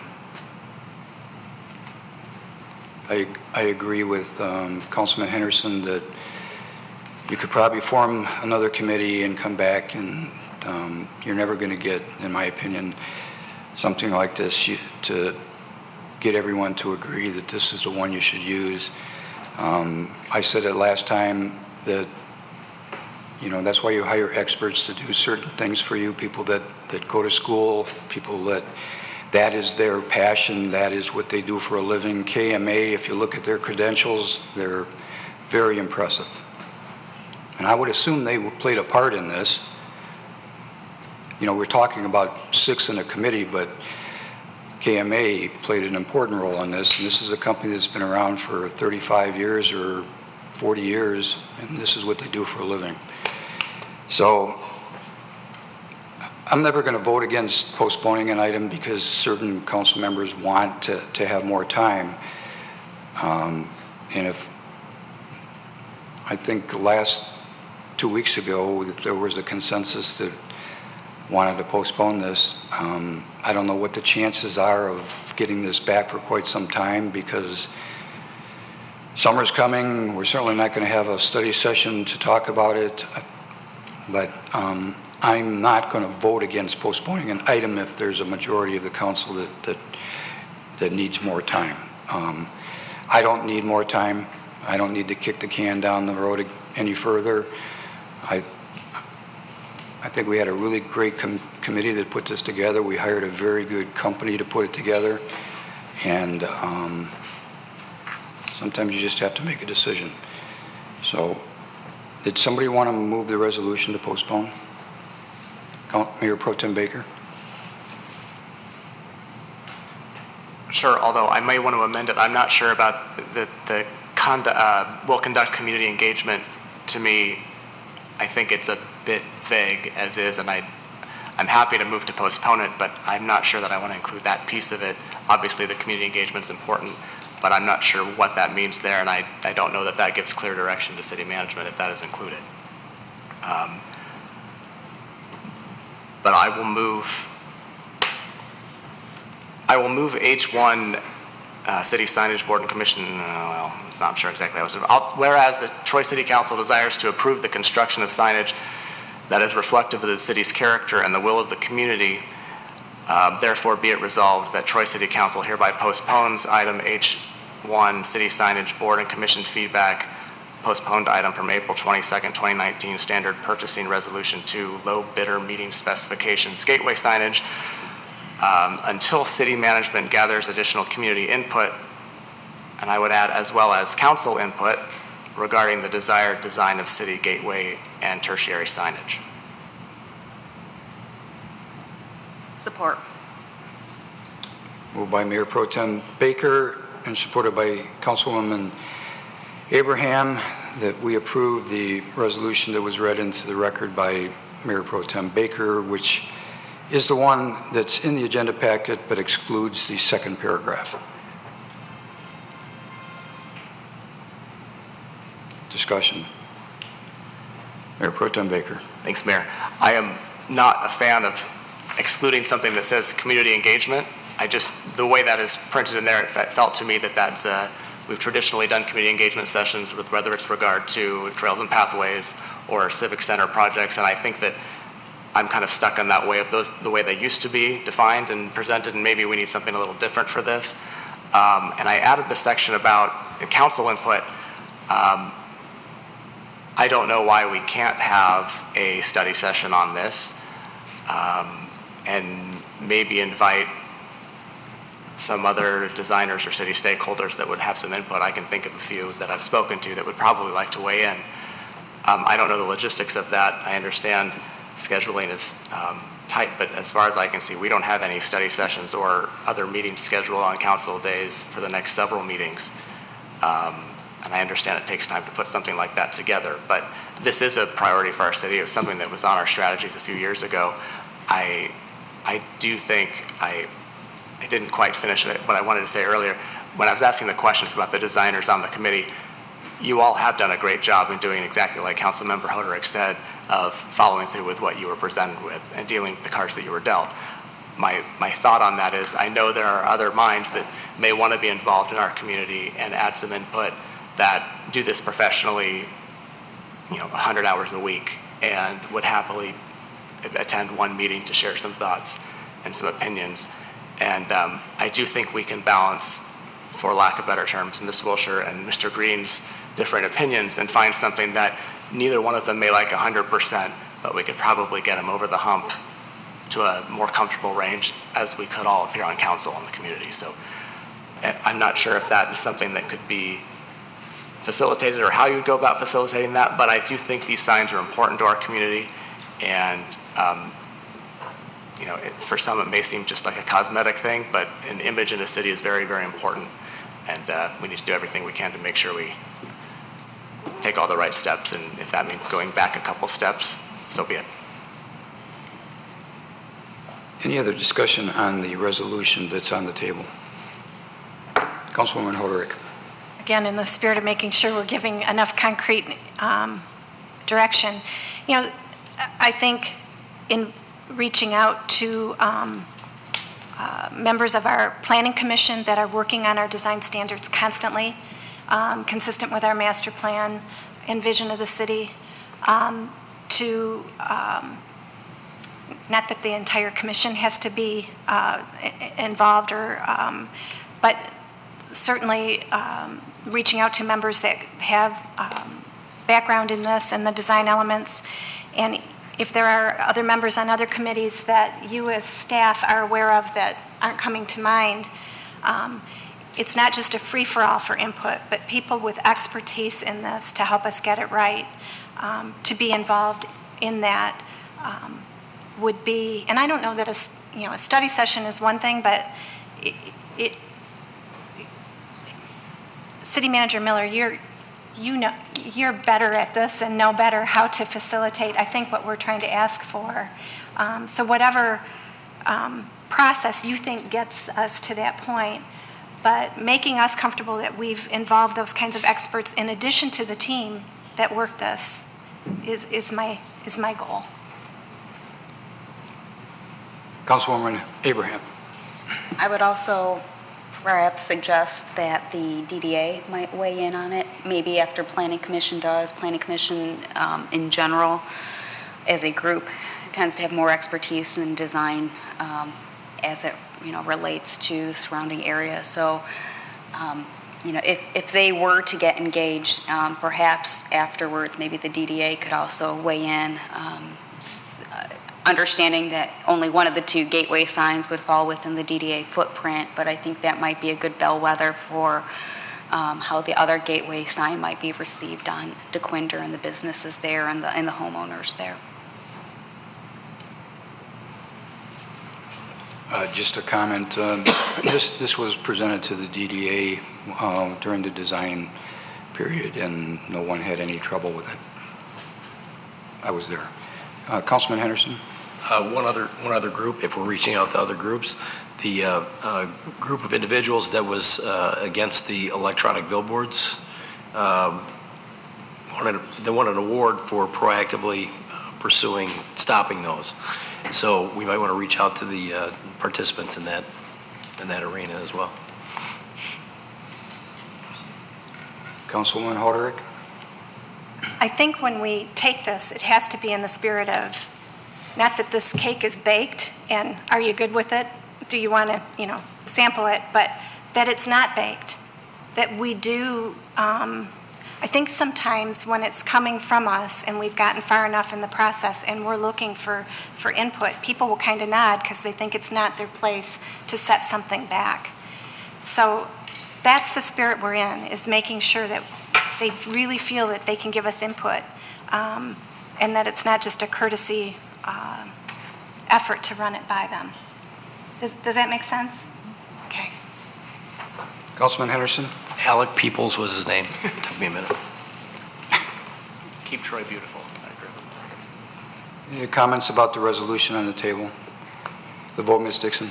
Councilmember Henderson? Yes. Mayor Slater? Yes. Councilmember Hoderick? Yes. Mayor Slater? Yes. Councilmember Abraham? Yes. Mayor Pro Tem Baker? Yes. Councilmember Hamilton? Yes. Motion passes. Thank you.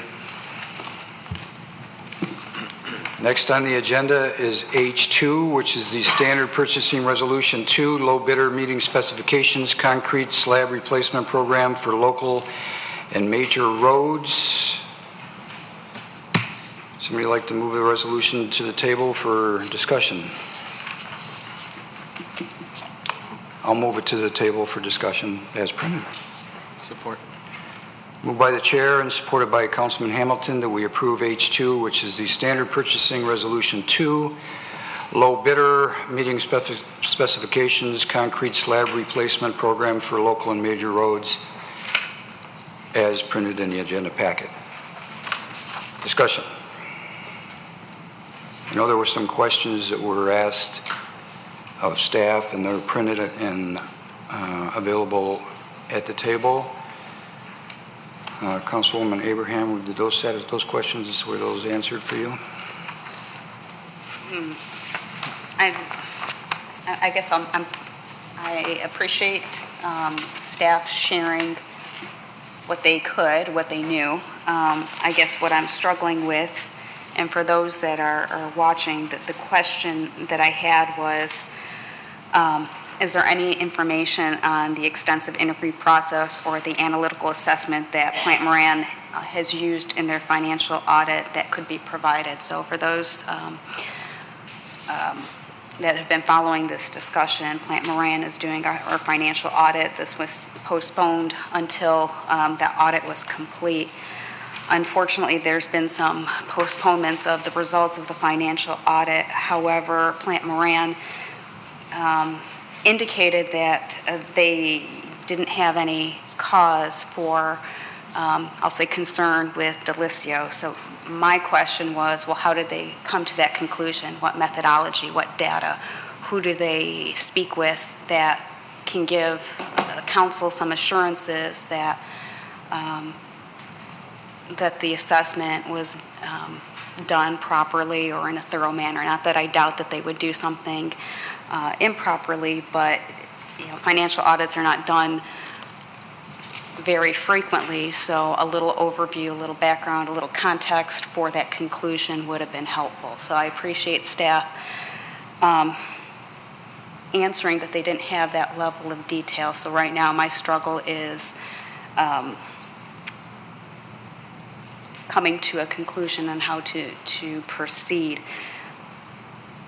From the sentencing report that the Assistant U.S. Attorney provided back in January for Mr. Kishnick's sentencing seemed to indicate that Delisio was a key participant or a key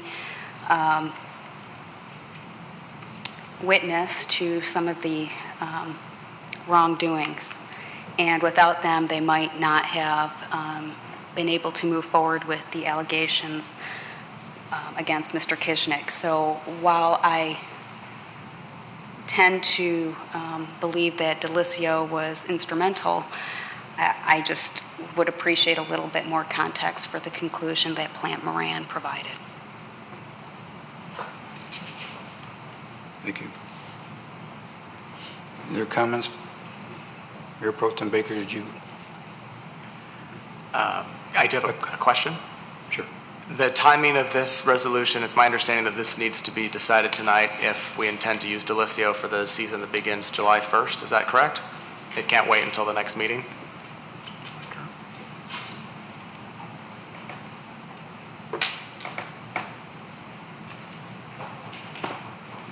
I don't think it's dependent whether council decides to award a contract to Delisio. I'll speak more general terms. Whether council decides to award a contract to a slab replacement contractor, whether it's Delisio or not, we are approaching our July 1 new fiscal year. Lining that work up, a majority of that work is to be done in front of a school, an elementary school, and in some of the local roads. So that work is typically done during the summer months when school's out.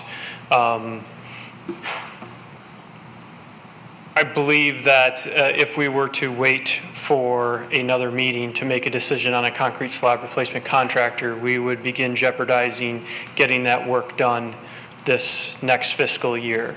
So it would be postponed to the following fiscal year. If we were to delay any further past next council meeting adopting a contractor, we would likely jeopardize all of the work to be done this current calendar year. Contractors are beginning to gear up for the season, and they have been assigning jobs where our jobs are there. We just haven't assigned it to anyone yet.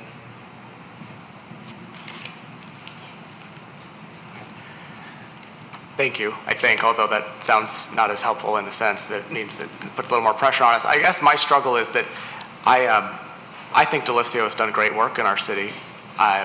You've stood up here and praised them as quality workmen in our city, and I trust your opinion on that and city management's recommendation always. And I mean, they've done great things. The hard thing, I think, for some in the community is that they're very closely affiliated with a big black mark in our community. And we continue to hear things and allegations about them and related to them, and it's tough to say, okay, you know, what do we do at this point? I sometimes wish they were here to say, oh, hi, you know, I have never met them. I have never had a conversation with them, so it's difficult for me to have a trust in the person, and I don't know a lot about them. And I understand that our role isn't necessarily to have those individual micromanaging conversations with people, but this is a big deal. So if you're saying that 2 weeks, it would probably jeopardize the work being done regardless of who it is. I mean, obviously this is work that's been scheduled to be done and needs to be done, and you're talking about in front of a school. It's an important work. Probably shouldn't wait another year. Is that a fair assessment? That is correct. Okay, thank you. Councilwoman Hoderick? We're caught in the pressure that we feel from folks in the community who want to make sure we're performing our oversight and our due diligence, and the need to proceed with critical work in our city with this contract. You know, at this point in the process, I've made myself comfortable with approving this contract. Not a place I came to without a lot of thinking, a lot of rereading, a lot of looking at a lot of information that's come to us, including that Assistant U.S. Attorney's sentencing memo, rereading it and thinking through what the words were saying to me. Honestly, I've come to the conclusion that I am grateful to this contractor for sounding the alarm in the way that they did about the abuse of power they were experiencing. Frankly, that many at the time with that city manager in our midst experienced, including staff members that are still reeling from working through that. Some can put it behind them now, some may never, and some are still working it through. I guess in my mind and what I see and understand, I feel that that contractor and those employees could probably have a support group to work through what they've been through. And I guess in the end, I'm seeing no need to shoot the messenger here. And in fact, knowing the work that they've done with us and for us in the city, they know how our city works. They know how you work, Mr. Bovenseep. And we are rerouted in a shared, regrounded in a shared sense of high ethical standards, I think as a council, as staff, and with our contractors. I can vote yes comfortably in support of continuing that healing. And it's in that spirit I expect the high ethical standards. The truth is, I don't see the abuse of power issues in our midst anymore.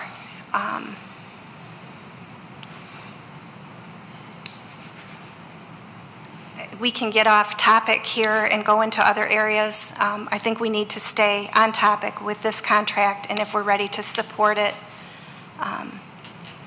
based on the input that we could get so far from Plant and Moran, and thinking through those details, I think we should, and I'll be voting yes. Thank you. Councilman Hamilton. Thank you, Mayor. I'll save some off-topic comments for council comments today. As far as this contract's concerned, I thought, since we postponed this a while ago, I thought a lot about it, and there's still a lot of unanswered questions about what's in that sentencing memo and what elected officials were involved. But to me, I can't put that on Delisio. They were put in an incredibly difficult spot, and they went to the FBI and they helped put Kishnick behind bars. And for that I can support this contract for the next year. Also, as Mayor Pro Tem Baker mentioned, we need to pass or deny this tonight, and I don't want to delay any contracts, and all of city staff agrees that they've done a great job. And I have further comments, but I'll save them for council comments because it's not relevant to this vote. Okay. Councilman Henderson, I'll go next unless you had something you want to say. I pretty much agree with what Councilwoman Hoderick said, some of what I was going to say. I haven't really read anything, and I've read all the documents, and there was some speculation that perhaps Mr. Delisio got in trouble and went to the FBI, but when you look at the facts of the case and you look at what the U.S. Attorney wrote, it's very obvious that Delisio went to law enforcement when they were approached. That's a fact. The fact is that Mr. Delisio, without their cooperation, we wouldn't be here today talking about Kishnick being in prison. They helped put him there. Everything that I've read doesn't show me that they did anything wrong. I've talked to city management. They've concurred. I've talked to the city attorney. She's concurred. I have a question for City Attorney Bloom. If we pass this contract today and something comes up, we can get out of this contract anytime we want to, correct? There usually are opportunities to get out of it. I mean, obviously, there may be some costs for work that's already done, but yes, you can. I think all of our contracts allow for an out. Yes, they do. So I have to take Plant Moran for their word for what they told the city attorney. I don't think they would have said what they said if there was any chance that there would be anything in that report reference to Delisio. So that's another plus for me. I have not heard anything, in my opinion, that warrants penalizing Delisio because of what Kishnick did. So I think it's time to support the contract. If something comes up that we're not aware of, we can deal with it at that time. So unless there's other comments, I think we should take the vote. The vote, Ms. Dixon? Councilmember Hoderick? Yes. Mayor Slater? Yes. Councilmember Abraham? Yes. Mayor Pro Tem Baker? Yes. Councilmember Henderson? Yes. Councilmember Hoderick? I'm sorry, did that right. Yes again. Councilmember Henderson, sorry. I don't know what's going on with me today. Hamilton is who we. Sorry, Councilmember Hamilton. Yes. Sorry. Okay. Motion passes. Let's hope that's the end of it, and we can move forward.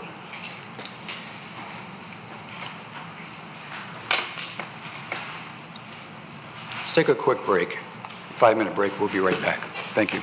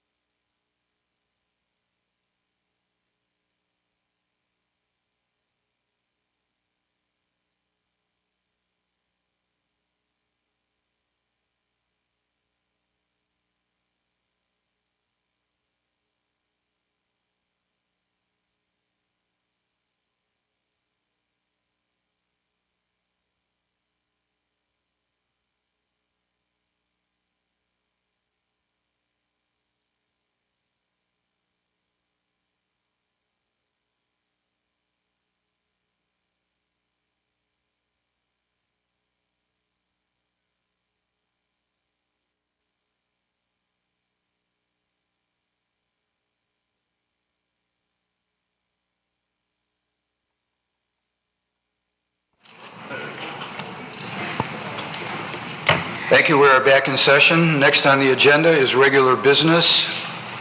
I-1A, our mayoral appointments. There are none this evening. I-1B, our city council appointments. There are none this evening. I-2A, our mayoral nominations. I have none this evening. Are there any city council nominations this evening? I have none tonight. None tonight. We will move to I-3. There is no request for a closed session tonight. So that takes us to I-4, the proposed revisions to the fireworks ordinance, Chapter 98.15.01. I will call upon City Attorney Lloyd Grigg-Bloom. Good evening. Thank you, Mayor. So what is presented to council, and you did not get this as an informational item because the changes are slight, and they also mirror the changes in the recent state law. Council in the past has given us the direction to make the fireworks ordinance as restrictive as possible under the state law, and it does this. Also happy to report that the changes are slight because our ordinance was much tougher and was as allowed under the state law. I do have to provide just a little caveat here. Although many of the days were eliminated, including Memorial Day and Labor Day itself, the weekends before, the Friday and Saturday, our fireworks can be discharged. And also, there's a longer period of time. So with the upcoming 4th of July holiday, it is extended for the 4th of July holiday. This year, because July 5th falls on a Friday, they can also discharge fireworks. So for the Independence Day holiday, it will be from June 29th until July 5th for this year.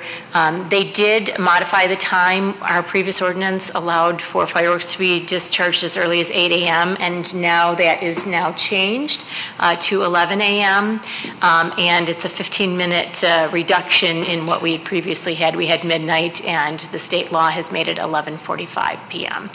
So it is presented to you for action tonight, and we're happy to answer any questions that you have.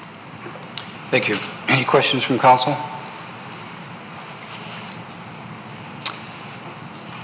I guess there's no questions.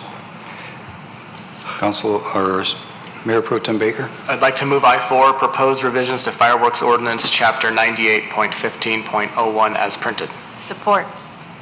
Moved by Mayor Pro Tem Baker and supported by Councilwoman Abraham that we approve I-4, the proposed revisions to the fireworks ordinance, Chapter 98.15.01. What? That was yours? me. Did you get that? I got it. Okay. First time she's done it tonight. As printed. Any discussion? The vote, Ms. Dixon. Mayor Slater? Yes. Councilmember Abraham? Yes. Mayor Pro Tem Baker? Yes. Councilmember Hamilton? Yes. Councilmember Henderson? Yes. Councilmember Hoderick? Yes. Motion passes. Next is the consent agenda. Does anyone wish to pull a consent agenda item this evening? Councilman Henderson. I'd like to move all items on the consent agenda as printed. Including the correction to the minutes, yes. To the minutes. Support. Moved by Councilman Henderson, supported by Mayor Pro Tem Baker, that we approve all items on the consent agenda as printed, including the changing of Sergeant Redmond to Captain Redmond in minutes. Quick promotion. Yes. Any discussion? The vote, Ms. Dixon. Councilmember Abraham? Yes. Mayor Pro Tem Baker? Yes. Councilmember Hamilton? Yes. Councilmember Henderson? Yes. Councilmember Hoderick? Yes. Mayor Slater? Yes. If you are here for a consent agenda item, they've all been approved this evening. Next are memorandums and future council agenda items. There are none this evening, so we will move to public comment for items not on the agenda from Troy residents and businesses, and I'll call upon Catherine Tacey, Troy resident, who wishes to speak this evening. Good evening. Yes, I was here during the big debacle with Kishnick and everything that went on, and I asked if the city had a non-fraternization policy. And at that time, they did not have one, which, like I said, I haven't worked anywhere in the last 20 years where there's not one. And in the name of healing, that he was mentioned, I would hope the city went ahead and made something like that, which would make it so much easier, first of all, to get rid of someone who is doing something like that, if it's in a written policy. So I'm asking, does the city have now an anti-fraternization policy?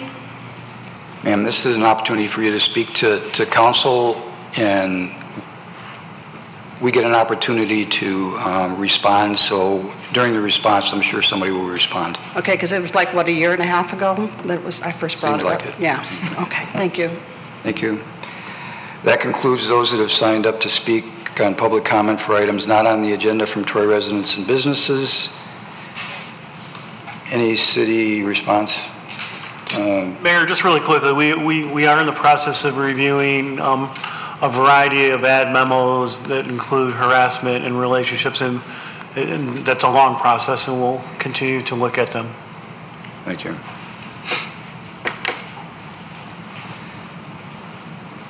Probably not what you wanted to hear, but they're working on it. This doesn't sound very serious. We're working on it. Thank you. There are no council referrals this evening, so we will move to public or council comments. Councilman Hamilton, did you say you had a comment? Yes, I'm glad we approved the Delicio contract, but there's still a lot of unanswered questions, and there's still things I've heard from residents that make me wonder of the accuracy of some of the responses of the council members a month and a half ago regarding who was at or had knowledge of the dinner where the FBI-approved bribes were taken, who knew about Kishnick's driveway getting done for free, and now today we hear that the mayor's driveway was done at the same time that Delicio, within the same year, I guess, is that Delicio repaired the road, and with no record of that. So it's my job on council to provide oversight, and at this point, I think residents and us deserve these questions to be answered. And I'm considering opening an investigation on this in the near future. Council has the right, according to the city charter, section 4.8, to investigate officers that have committed misconduct. And I may look in the next few council meetings to formally begin that process, because I am very disturbed by some of these allegations, but at the same time, they are just allegations, and I want the air to be cleared. I want the truth to be known, because I can't make decisions just based on allegations, based on papers people hand me, but the residents of Troy deserve to know the truth of what happened with Kishnick, if any elected officials were involved, which the sentencing memo indicates there were elected officials. I don't know which ones were involved, and I want to know the truth. That's my thoughts. Okay, good for you. Any other comments, council? Mayor Pro Tem Baker. I have a couple, actually, but to Ms. Tacey, one thing that I think that should be acknowledged and recognized is that we didn't appoint City Manager Miller until late November, and it probably wasn't appropriate for him to be going through ad memos and making changes like that while he was the interim or acting city manager. So while it seems like a long time, I know that he's taken it seriously, and it's definitely been on our minds and something we've been dealing with, and now is the appropriate time for him to be doing that, and we probably all would have squawked had he been doing it before we'd appointed someone officially, so please understand that. On a light note for a moment, we'll see, the Troy Garden Club is having their 45th annual garden walk. It's entitled Between Art and Nature. It's Wednesday, July 10th. There's 7 private gardens and 5 venues, and you can view the gardens from 9:30 a.m. to 3 p.m. and 5 p.m. until 8:30 p.m. It's a big fundraiser for them. You can get information about tickets at troygardenclubmi.com.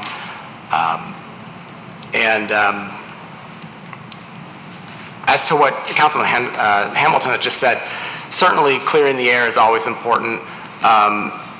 Figuring out whether or not an allegation is true or not is also important. We very quickly in this country, in this nation, and here jump to conclusions and take things at face value that maybe aren't. So I think always looking in and trying to get more information is better. When we're a public body and we are up here with your trust doing what we need to be doing on behalf of the city, it's important that you feel like we're telling you the truth. I don't know the procedure, how that works. Honestly, that's not something I've looked into the charter, so I don't know that that's even necessary. But oversight is necessary, and getting answers to questions I think better serves our community and our public.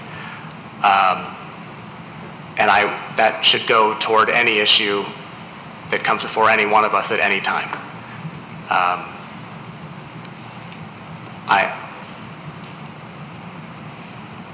Telling the truth as a public servant is tantamount to success in representing the people, and if we're not doing that, we shouldn't be up here. Councilwoman Abraham. Thank you, Mayor. So, Ms. Tacey, I really do want to reassure you that we are taking oversight extremely seriously. We have seen what any sort of lapse can do. It is a slow process to comb through all the different policies, making sure any recommendation that might come forward to us not only meets our expectations as a council, but also from a legal perspective. So while it seems slow and laborious, that's not always such a bad thing, because what we want to do is make sure any changes we make stands the test of time and helps us provide the very best to our residents, and that's a government that runs responsibly. So I did want to address that. On a lighter note, we have a new assistant city manager joined the team. Well, first official work day, but I think June 1st was your official hire date. So want to extend our welcome and our thanks to Mr. Bruner. We're so thrilled to have you. We've only heard fantastic things about you and the work you've done in your previous work, and we look forward to all the good things you're going to do here. So thank you. Thank you. Councilwoman Hoderick. You know, as we're talking through oversight, and the question was spot on, and it is something we do take very seriously, and I know city administration does as well. We're working on a lot at the same time, and you know, honestly, I'm frustrated a bit because, well, not a bit, a lot. The Plant and Moran forensic audit started in December, January. Thought it would take a couple of months, and you know, we're into June, and they're still working hard on it. I'm in that place where I want it now, but I also want it done really well, and so I'm being patient. I'm packing my patience.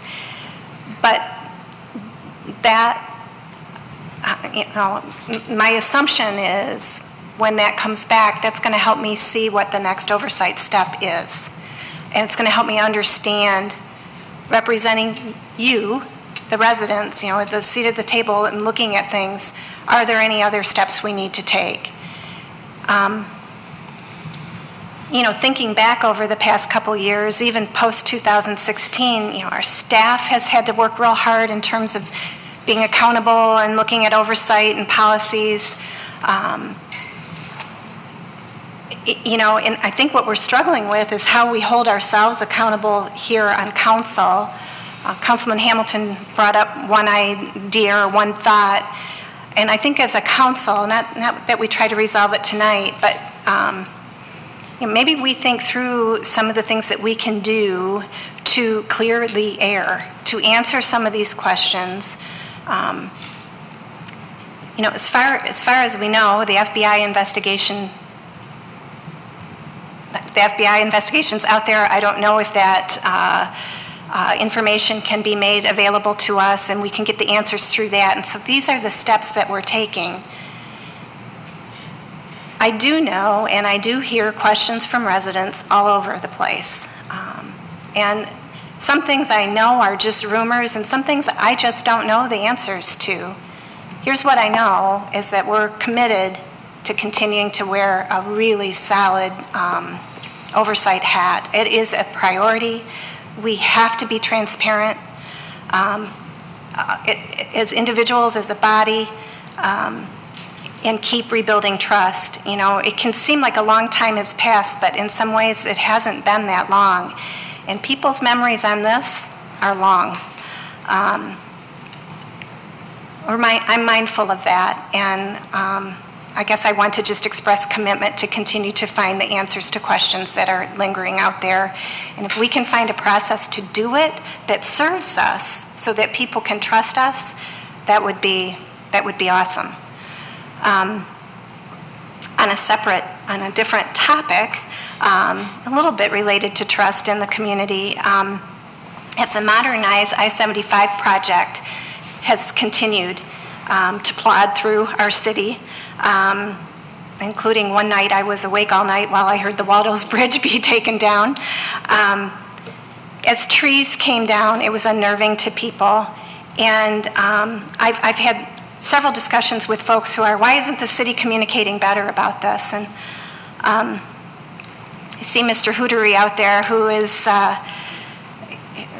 caught in a really tough place there, because I just want to repeat from here, and please, City Manager Miller, Mr. Hootery, correct me if I'm wrong, but the design build aspect of this project is new.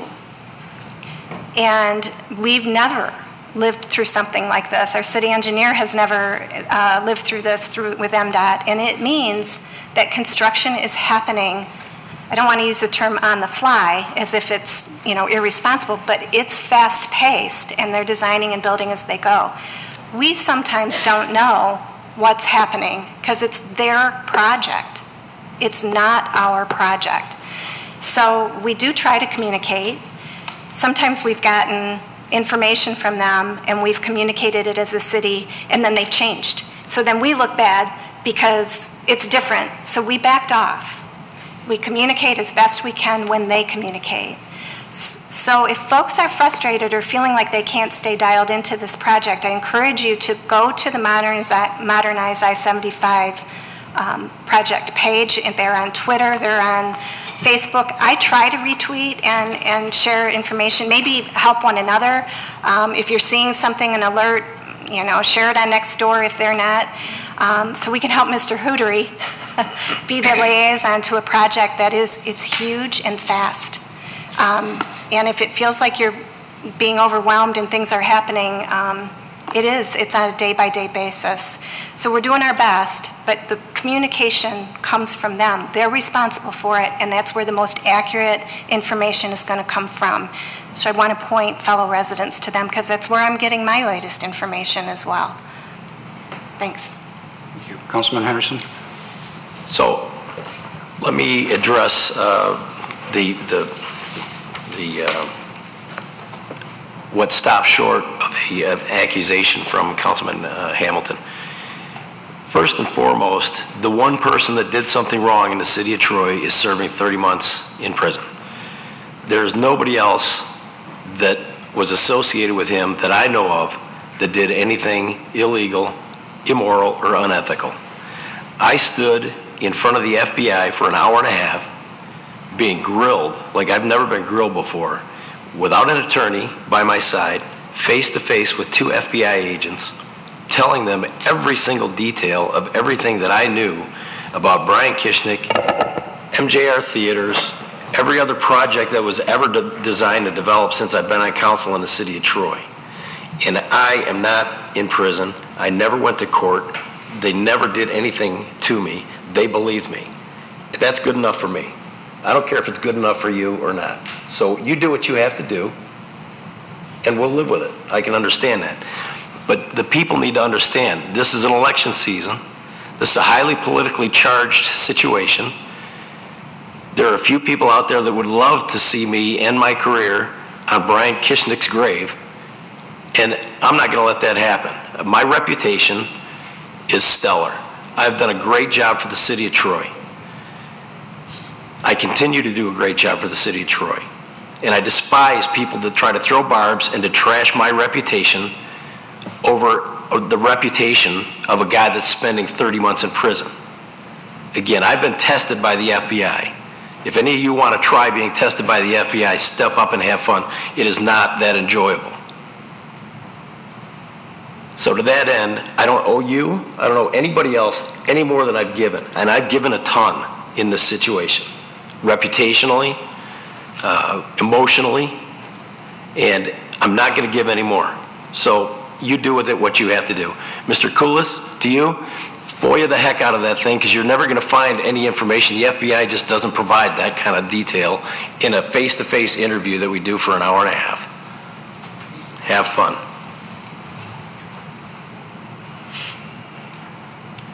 Okay, unfortunately, here we are again, ripping the scab off of an old wound because certain council members...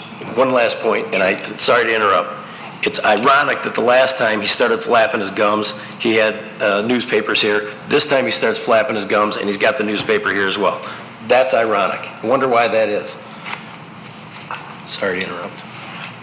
I know this is very emotional. This has an effect not only on council members, it has an effect on their families. When they hear people come up and make unsubstantiated allegations and insinuations that are done by council members, when it's done by the public, it's one thing, but when it's done by council members and they ask ambush questions, it's just not the way you should do it. I've never done anything illegal. I've never done anything wrong. You can go and do your witch hunt however you want to do it. And I agree with Councilman Henderson. I don't answer to you. I answer to my family, okay? You go ask my family what they think of me, okay? Next on the agenda are reports. Anyone on council have anything to say about reports? I don't see that anyone has signed up for comments on the agenda from the public outside of Troy. Just lost my screen. There's no response. There's no closed session this evening, so thank you for coming this evening. We are adjourned.